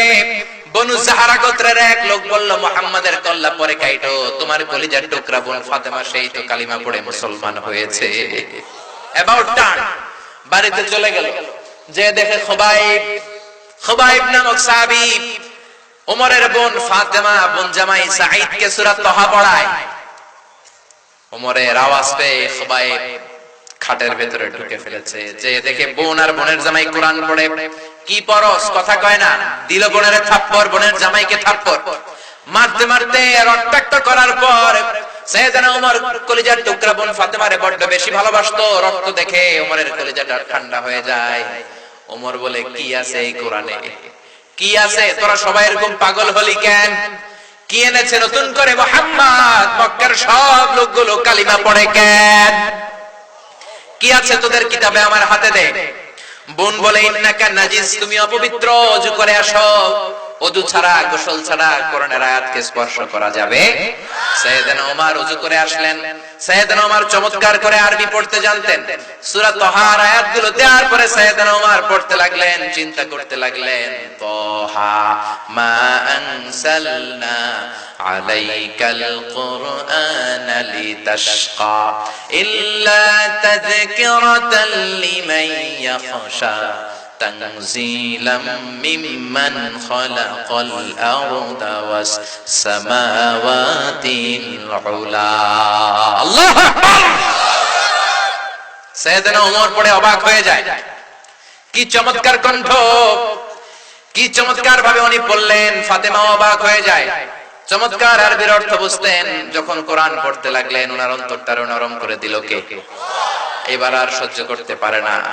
ফাতেমারে বলল, ও ফাতেমা, বিশ্বনবী কই থাকে? বললেন উনি আরকাম ইবনে আবি দারিল আরকামের ঘরে সাফা পাহাড়ের পাদদেশে মানুষকে কোরআন শিখায়। তলোয়ার নিয়ে চলে গেল। বিশ্বনবীর চাচা হামজা দেখে বলল, ও মুহাম্মদ, তোমারে মারার জন্য মক্কার বীর পুরুষ ওমরে ফারুক তলোয়ার নিয়ে এসেছে, তুমি পালিয়ে যাও। বিশ্বনবী বললেন, আমি পালাবো না, আমি গত এক সপ্তাহ ধরে আল্লাহর কাছে দোয়া করে যাচ্ছি, মক্কার দুইজন লোক আবু জাহেল অথবা ওমর, এই দুইজনের একজনকে আল্লাহ তুমি ইসলামের ছায়াতলে ঢুকাইয়া দাও। সবাই সরো, ওমরকে আসতে দাও। আমার মনে হয় তাহাজ্জুদের নামাজ পড়ে আমি যেই দোয়া করেছি আজকে ওই দোয়াটা কবুল হতে চলেছে। সাইয়েদনা ওমরে ফারুক আসলেন, তলোয়ারটা দিয়ে একটা জামিনা সার দিয়ে বললেন, আশহাদু আন্নাকা রাসূলুল্লাহ, আশহাদু আল্লা ইলাহা ইল্লাল্লাহ ওয়া আন্নাকা মুহাম্মাদুর রাসূলুল্লাহ। আমি সাক্ষ্য দিলাম আল্লাহ ছাড়া কোনো ইলাহা নাই, আপনি মুহাম্মদ আল্লাহর রাসূল। এই কোরআনের বাণী যার কলিজার মধ্যে লাগে তার কলিজাটারে ঠান্ডা করে দেয় কে? জোরে বলেন। এজন্য এই কোরআন দিয়ে সমাজ সাজাতে রাজি আছেন না নাই? জিমায় পড়ছেন আপনারা? জেগে আছেন? তাকবীর দেন, লিল্লাহি তাকবীর। এই কোরআন দিয়ে সমাজ সাজাতে হবে, ঠিক কি না? এই কোরআন দিয়ে যদি জীবন না সাজান জীবনটা সুন্দর হবে না। এই কোরআন দিয়ে ফ্যামিলি না সাজালে ফ্যামিলিটা জান্নাতি ফ্যামিলি হবে না। এই কোরআন দিয়ে সমাজ না চালালে সমাজ সুন্দর হবে না। এই কোরআনের আইন সমাজে বাস্তবায়ন না হলে র‍্যাব, পুলিশ, বিডিআর দিয়ে সমাজ থেকে অন্যায় দূর করা যাবে না। চিল্লায় কোন ঠিক কি না? দুর্নীতি দমন কমিশন দিয়ে কিচ্ছু করা যাবে না। আমি এটার নাম দিয়েছি ল্যাংড়া দুদক। কি দুদক? যেই দুর্নীতি দমন কমিশন দুর্নীতি খুঁজে বেড়াবে, ওই দুর্নীতি দমন কমিশনের ভিতরে দুর্নীতি আছে না নাই? আছে না নাই? এই জন্য কোরআন দিয়ে সমাজটা সাজাতে হবে। এই কোরআন দিয়ে যদি সমাজকে সাজানো যায় ওই সমাজে আর ইফতিজিং থাকবে না। 31st নাইটে কেউ মেয়ের ওন্না ধরে টান দিবে না, খাদ্যে ভেজাল দিবে না, মাছে ফরমালিন দিবে না, ওজনে কম দিবে না, টেন্ডারবাজি করবে না, চাঁদাবাজি করবে না, অন্যায় ভাবে জুলুম অত্যাচার করে কাউকে জেল জরিমানা দেওয়া হবে না। চিল্লায় এখন ঠিক কিনা? এজন্য কোরআনটা হলো আপনার জীবনের সমাধান। জীবনের সব অঙ্গনে যদি কোরআনকে আপনি ফিট করে দেন সব ধরনের সমস্যার সমাধান করে দিবে কে? সমাধান চাও যদি জীবনে মরণে ফিরে যাও, খুঁজে নাও চোখ রাখো কোরআনে। If you want a solution this dunya and akhirah, go back, have a look to the holy Quran. আল্লাহু আকবার পড়েন। এজন্য জীবনের জন্য সমাধান এই কোরআনের ভেতরে আছে না নাই? এই কোরআন পৃথিবীর সবচাইতে দামি কিতাব, সবচাইতে মর্যাদাপূর্ণ কিতাব। পৃথিবীতে যেই বইটা সবচেয়ে বেশি ছাপানো হয়েছে বইটার নাম কি? যেই বইটা সবচেয়ে বেশি বিতরণ হয় বইটার নাম কি? যেই বইটা সব সময় পড়া হয় বইটার নাম কি? পৃথিবীতে এমন কোন সিঙ্গেল সেকেন্ড নাই যেই সেকেন্ডে আল্লাহর কোরআনের তেলাওয়াত হয় না। চিল্লায় এখন ঠিক কিনা? প্রতি সেকেন্ডে কোরআনের তেলাওয়াত গোটা বিশ্বব্যাপী আছে না নাই? এই পৃথিবীতে প্রিন্টেড কোরআন, ছাপা কোরআনের সংখ্যা অলমোস্ট 3 বিলিয়ন, 300 কোটিরও বেশি। পৃথিবীতে 600 কোটি মানুষ আর কোরআন, ছাপা কোরআন এরকম 300 কোটিটা আছে। তার মানে আপনি হিন্দু হন, নাস্তিক হন, বৌদ্ধ হন, খ্রিস্টান হন, পৃথিবীর প্রত্যেক 2 মানুষের জন্য একটা কোরআন আছে না নাই? এই পৃথিবীতে হাফেজের কোরআনের সংখ্যা প্রায় 70 লাখ। প্রায় 100টা ভাষায় এই কোরআনের অনুবাদ হয়েছে। সুবহানাল্লাহ পড়তে পারলেন না? পৃথিবীতে যত ধর্মগ্রন্থ আছে কোনটার সাথে এই কোরআনের তুলনা দেওয়া যাবে নাকি? বেদ, শ্রীমদ্ ভগবত গীতা, রামায়ণ, মহাভারত, বৌদ্ধদের ত্রিপিটক, দশাতীর, গ্রন্থ সাহেব, ইয়াহফিজ, সেকারডাটাল, তালমাদ, টোরা, ওল্ড টেস্টামেন্ট, নিউ টেস্টামেন্ট, জিন্দাভেস্তা। পৃথিবী কাঁপানো এত যে ধর্মগ্রন্থ একটার সাথে কোরআনের তুলনা চলে। এজন্য রাব্বুল আলামিন বলেন, যালিকাল কিতাবু লা রাইবা ফীহি হুদাল লিল মুত্তাকিন। This is the book, the most authentic and original book in the world, whereof there is no doubt in it, and guidance to those who are muttaqin. এটা এমন বই যে ভাই একটাও ভুল নাই, একটাও সন্দেহ নাই, মুত্তাকিনদের জন্য গাইডলাইন করে বইটারে পাঠালো কে? আবার রব্বুল আলামিন বলেন কিতাবুন আনজালনাহু ইলাইকা লিতুখরিজান নাসা মিনাল যুলুমাতি ইলান নূর। Muhammad, I've revealed this holy and sacred book unto you in order to lead the mankind out of darkness into the light. ও নবী, কেন কোরআন পাঠালাম জানো নাকি? শোনো শোনো, অন্ধকারের জন্য মানুষগুলোকে হেদায়েতের পথে নিতে, জাহান্নামী গুলারে জান্নাতি বানাতে, রাম আর বামপন্থী গুলারে ডানপন্থী বানাতে। জোরে কোন ঠিক কি না? কোরআন পড়লে আপনারা ডানপন্থী বানায় দিবে কে? এই কোরআন পড়া, এই কোরআন মানা সহজ না কঠিন? সহজ করে দিয়েছে কে? ওয়ালাকাদ ইয়াসসারনাল কুরআনা লিযিকরি ফাহাল মিন মুদ্দাকির। এই কোরআন পড়া, এই কোরআন বুঝা, এই কোরআন মুখস্থ করাকে আমি আল্লাহ সহজ করে দিলাম। কে কে আছো কোরআন পড়বা? কার কথা? I have made this holy Quran very easier for you to read, to understand and to memorize in your heart. কোরআন পড়বা সোজা, বুঝবা সোজা, মুখস্থ করবা তাও সোজা। কোরআন মুখস্থ করা যদি সোজা না হইতো আমরা হাফেজ হতে পারতাম? কথা বলেন। বিশ্ববিজয়ী হাফেজ বাংলার জমিনে আছে না নাই? হাফেজ তরিক, হাফেজ জাকারিয়া, হাফেজ নাজমুস সাকিব, হাফেজ ফজলে রাব্বি আদেল আছে না নাই? আছে না নাই? এই নাজমুস সাকিব গোটা বিশ্ব কাঁপালো, তরিকুল ইসলাম গোটা বিশ্ব কাঁপালো। চিল্লা এখন ঠিক কিনা? আমাদের ক্রিকেটাররা যখন ক্রিকেট খেলায় ইন্ডিয়ারে বাংলা ওয়াশ করে, কি ওয়াশ, তখন সবাই খুব খুশি, প্রধানমন্ত্রীও বেজায় খুশি। এদেশের 16 কোটি মানুষের প্রধানমন্ত্রী, সবচেয়ে ক্ষমতাধর নারী প্রধানমন্ত্রী এয়ারপোর্টে চলে যান সাকিব আল হাসান মাশরাফি বিন মুর্তজাকে ওয়েলকাম জানানোর জন্য। রেড কার্পেট রিসেপশন, লাল গালিচার সংবর্ধনা, ঠিক কিনা? আর কোটি কোটি টাকা, বাড়ি ঘর গাড়ি তো আছে না নাই? তো মাননীয় প্রধানমন্ত্রী, আপনি ওনাদের জন্য রেড কার্পেট রিসেপশন দিলেন। আমাদের নাজমুস সাকিব, সেও তো গোটা বিশ্বে বাংলাদেশের নামকে উজ্জ্বল করেছে, কি করে নাই?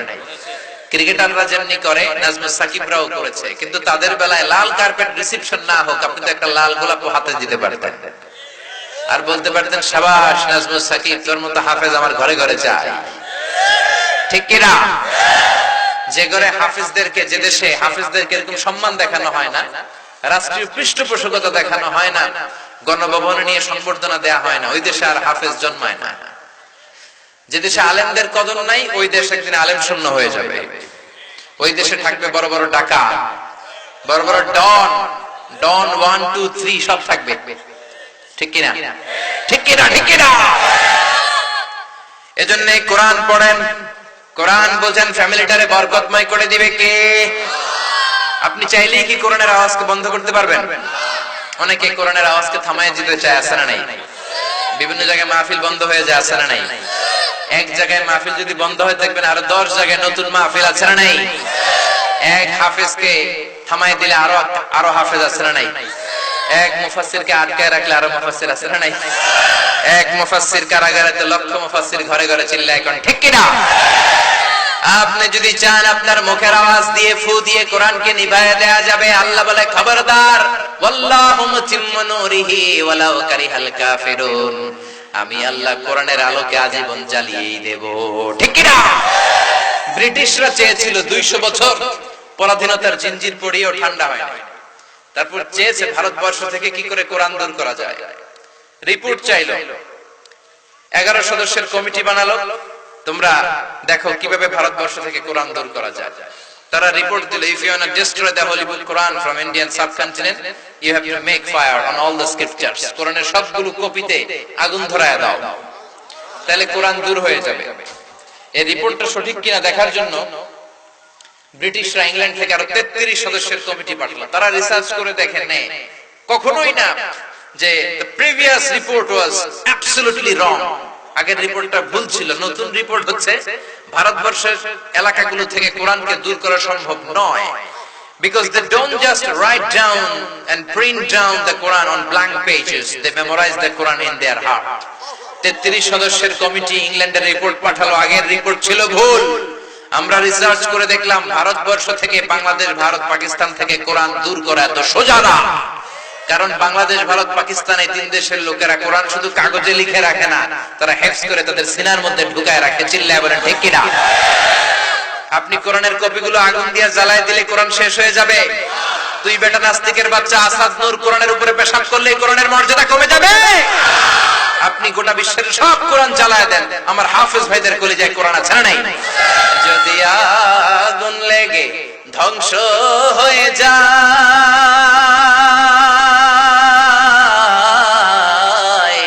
ধ্বংস হয়ে যায়, যদি আগুন লেগে যায় পুড়ে যায় পৃথিবীর সব বইয়ের দোকান, বিশ্ব থেকে হারাবে না পবিত্র কোরআন, বিশ্ব থেকে হারাবে না পবিত্র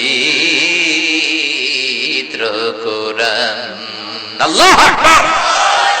এজন্য আগুন জ্বালায় দিয়ে কোরআন দূর করা যাবে না, তাফসীর মাহফিল বন্ধ করে দিয়ে বাংলাদেশ থেকে কোরআনকে উচ্ছেদ করা যাবে না, ঠিক কি না? এই কোরআনের গণজোয়ার, কোরআনের বিজয় পৃথিবীর কোন মানুষ ঠেকিয়ে রাখতে পারবে নাকি? জোরে বলেন। এই কোরআনের মধ্যে থেকে কেউ যদি ভুল খুঁজতে যায়, তাদের নিজের জীবনের ভুলটাই তারা খুঁজে পায়, ঠিক কি না? ডক্টর মরিস বুকাইলি, উনি ছিলেন ফ্রান্সের বিখ্যাত সার্জন। উনি চাইলেন আমি কোরআনের ভুল ধরবো। 1980 সালে মক্কাতে একটা এডুকেশন কনফারেন্স হয়েছে। সেই কনফারেন্সে উনি যে অনেক মুসলমানদের সাথে পরিচয় হলো। তিনি ভাবলেন আমি কোরআনের ভুল ধরবো। কি ধরবো?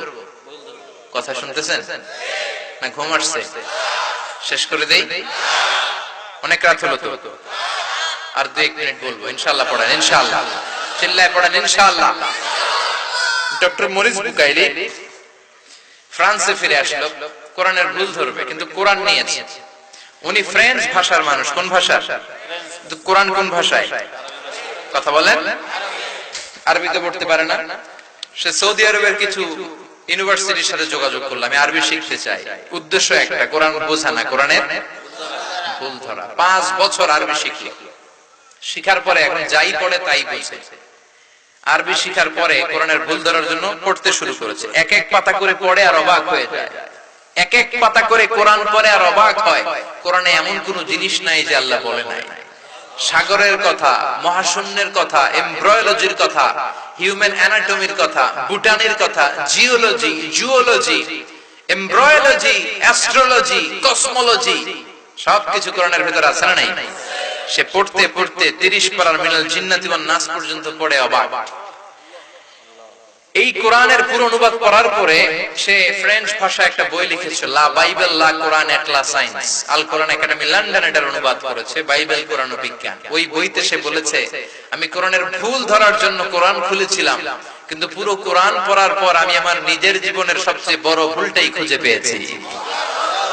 ডক্টর মরিস বুকাইলি কালিমা পড়ে মুসলমান হয়েছে। নাম রেখেছে সুলাইমান। সুবহানাল্লাহ পড়বেন না? এরকম হাজার হাজার লোক কোরআনের সংস্পর্শে এসে নিজের জীবনের ভুল খুঁজে পায়। চিল্লায় পড়েন আল্লাহু আকবার। ইউনাইটেড স্টেটস অফ আমেরিকার কিছু বিজ্ঞানীরা কোরআনের সব সায়েন্টিফিক ইন্ডিকেশনস, ন্যাচারাল ফেনোমেনা এবং কসমিক সিম্বলস গুলোকে, কোরআনের এই তথ্যগুলোকে কনসাইজ করে কম্পিউটারের মাইক্রোচিপস এর মধ্যে ঢুকিয়ে কম্পিউটারকে অর্ডার করেছে, is it possible to create a book like Quran? কোরআনের মতো আরেকটা বই কি বানানো সম্ভব? আমরা সবাই মিলে যদি চেষ্টা করি। কিন্তু আপনারা তো বলছেন না, কম্পিউটার অ্যানালাইসিস করে বলেছে ইয়েস ইটস পসিবল, সম্ভব, but you need to live until 63 octillion years. তোমাদেরকে 63 অক্ট্রিলিয়ন বছর করে পৃথিবীর সব মানুষের হায়াত পেতে হবে।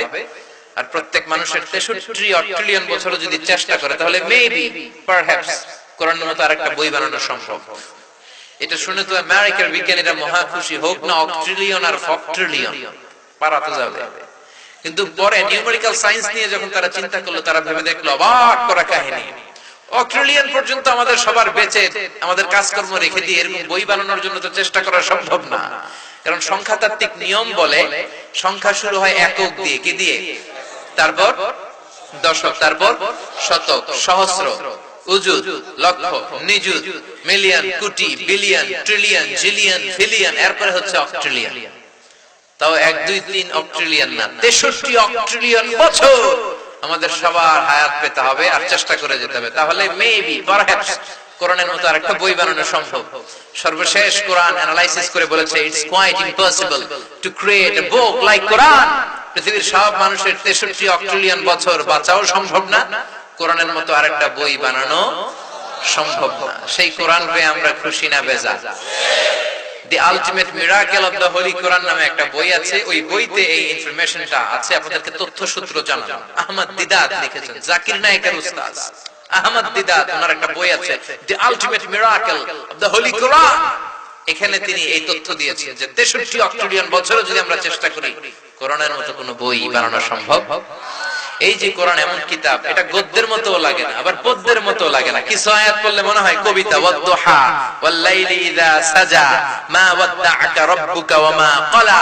আবার কিছু কিছু আয়াত আছে মনে হয় গদ্য পড়তেছে, গদ্য। কোন আয়াত গদ্য, কোন আয়াত পদ্য। আসলে এটা গদ্য না, এটা পদ্য না, এটা গদ্য পদ্যের মিশ্রণে এক অবিস্মরণীয় কিতাব। চিল্লায় কোন ঠিক কিনা? পৃথিবীর সবকিছু আপনার বারবার পড়তে ভাল লাগে না। একটা গান যদি আপনি 10 বার শুনেন ভাল লাগবে, 20 বার শুনলেও ভাল লাগতে পারে, 30 বার শুনলে আর ভাল লাগবে নাকি? আপনি যদি প্রতিদিন সকালবেলায় বাজাইতে শুরু করেন ও শেফালি কেন বানে জর্দা মিশালি, তোকে দেখে এই যে আমি রিমিক্স কাওয়ালি, এটা আজকে আপনি শুনছেন, বিকালে শুনছেন, কালকে পরশু 20 25 30 দিন শোনার পর আর ভাল লাগবে? 2 মাস পরেও যদি কেউ এটা লাগায় কি করবেন? আরেকটা লাগাবেটা, ঠিক কিনা? ভাল লাগে না। কিন্তু কোরআন বছরের পর বছর আমরা পড়ি, একবারও বিরক্তি আসে নাকি? প্রতিদিন যারা 5 ওয়াক্ত নামাজ পড়েন কমপক্ষে 40 বার সূরা ফাতিহা পড়া লাগে। চিল্লায় কোন কয়বার? যার বয়স 70 80, যে লোকটা 70 বছর হায়াত পেয়েও 1 ওয়াক্ত নামাজ জীবনে ছাড়ে নাই, সে কত কোটি বার সূরা ফাতিহা পড়ছে বেড়ায় নিজেও জানে না, ঠিক কিনা? তারপরেও কোনদিন কি আপনাদের মনে হয়েছে এতবার প্রত্যেক রাকাতে সূরা ফাতিহা দিয়ে শুরু করি কেমন পুরান পুরান লাগে? হ্যাঁ, বুঝা কয় পুরান লাগে? এত সুন্দর আজীবন পড়ার পরেও বিরক্তি আসে না। সুবহানাল্লাহ। পৃথিবীতে অনেক ধর্মগ্রন্থ আছে, ধর্মগ্রন্থের একটা কম্পিটিশন হয়েছিল ইউনাইটেড স্টেটস অফ আমেরিকাতে। তারা গোটা বিশ্বব্যাপী পৃথিবীর যত ধর্মগ্রন্থ আছে সব ধর্মগ্রন্থের আবৃত্তি করার জন্য একটা প্রতিযোগিতার আয়োজন করেছে, ইন অর্ডার টু জাজ which recitation is the best in the world. পৃথিবীর কোন ধর্মগ্রন্থের আবৃত্তি বা তেলাওয়াত সুন্দর। সেখানে আবৃত্তি করার জন্য গিয়েছে শ্রীমদ্ ভগবত গীতা, বেদ, রামায়ণ, মহাভারত, সবাই গিয়েছে। বিশাল বড় কনফারেন্স রুম, এখানে বিচারকের দিকে 2টা button, green button, red button. প্রত্যেক ধর্মের লোকদের জন্য 10 মিনিট করে আবৃত্তি করার সময় তাদের ধর্মগ্রন্থ। কয় মিনিট? কথা কয় না, 10 মিনিট। এখানে গ্রিন বাটন, এখানে রেড বাটন।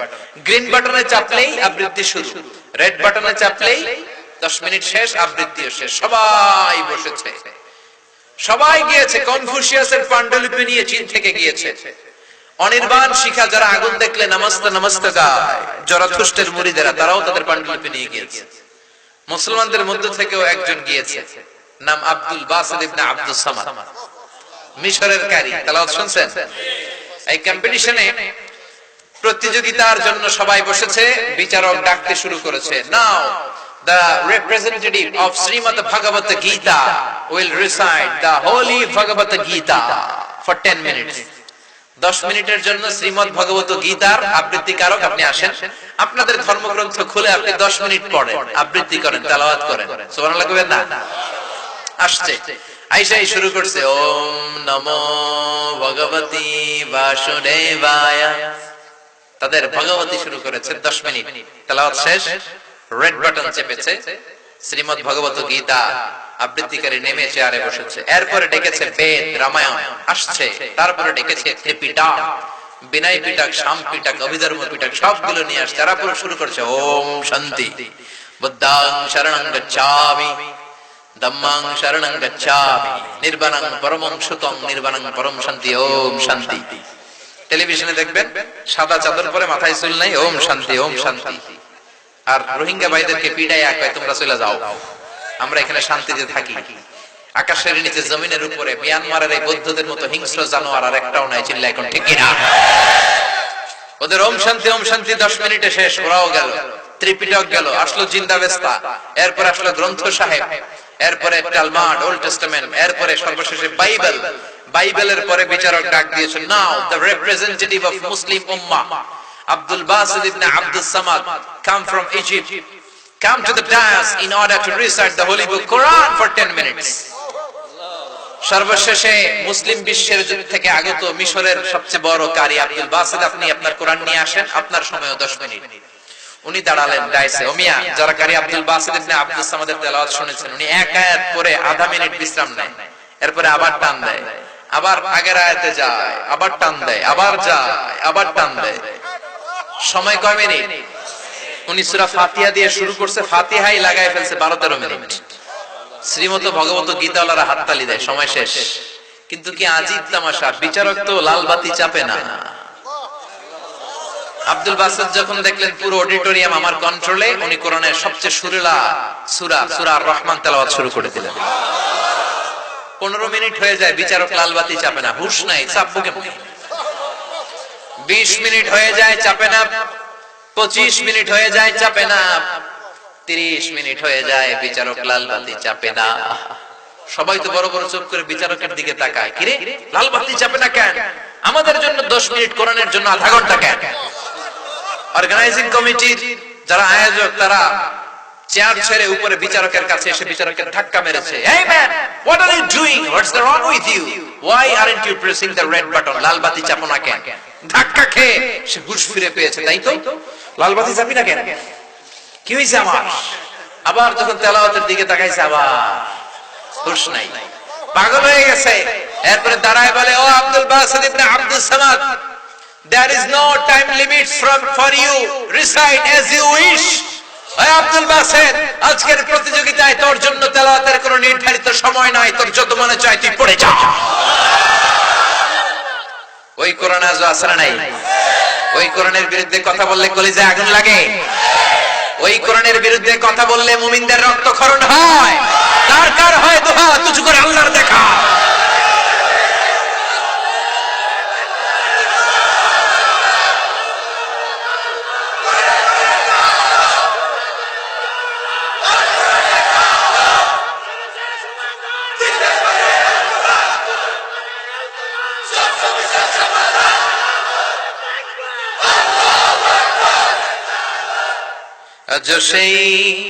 আজ সেই কোরআন আছে, হাদিস আছে, সেই ঈমান আর মানুষ নেই,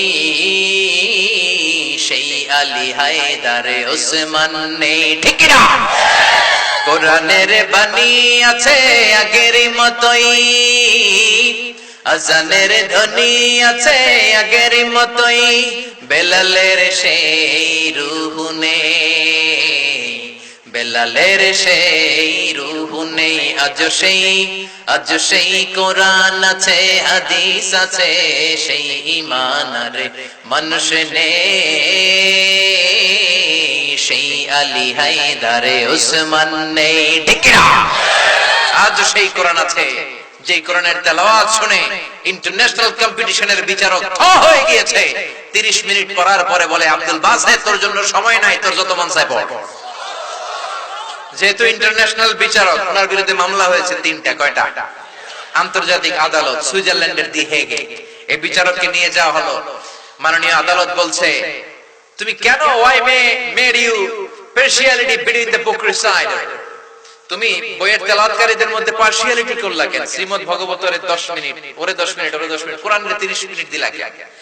বিচারক কয়, মাননীয় আদালত, আমার কিছু প্রশ্ন আছে। I have some question to you. কি প্রশ্ন? সে বলে, যখন আমি শ্রীমদ ভগবত গীতাকে ডাক দিলাম, আমার হুঁশ আছে, আমার সময়ের জ্ঞান আছে, আমার নার্ভাস সিস্টেম তখনও কাজ করছে, আমি কোথায় আছি আমি জানি।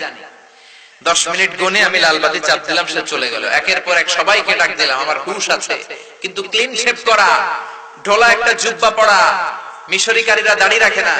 ওই আব্দুল বাসিত আব্দুস সামাদ কোরআন নিয়ে এসে কি বলে যে আউযুবিল্লাহ বলে একটা টান দিল, আমার হুঁশ তখন থেকেই নাই। আমি কি সাগরের উপরে আছি নাকি জমিনের উপরে নাকি মহাশূন্যে, আমি নিজেও জানি না। এত সুন্দর সুরের ঝংকার, এত সুন্দর সুরেলা গলা আমার জীবনে আমি শুনি নাই।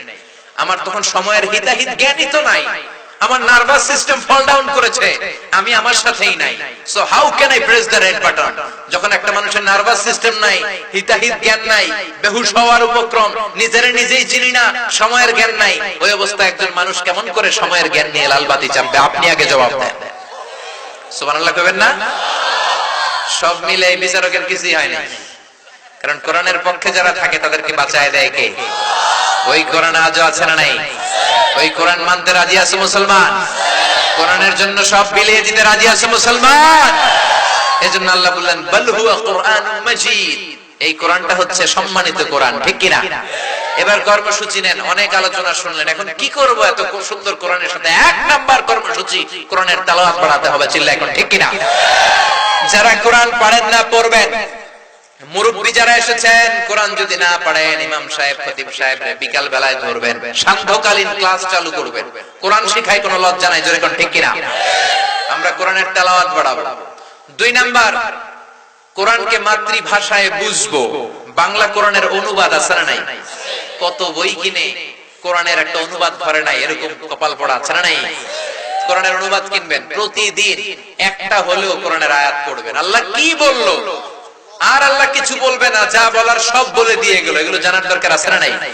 কেমন করে ফ্যামিলি মানুষ করবেন, কেমন করে ব্যবসা করবেন, কেমন করে জীবন চালাবেন, আপনার জান্নাতটা কত বড় হবে, সাইয়েদনা আদম নবীর কাহিনী, ইউসুফ আলাইহিস সালামের কাহিনী, বিশ্বনবীর সব স্টোরিগুলো আল্লাহর কোরআনে আছে না নাই?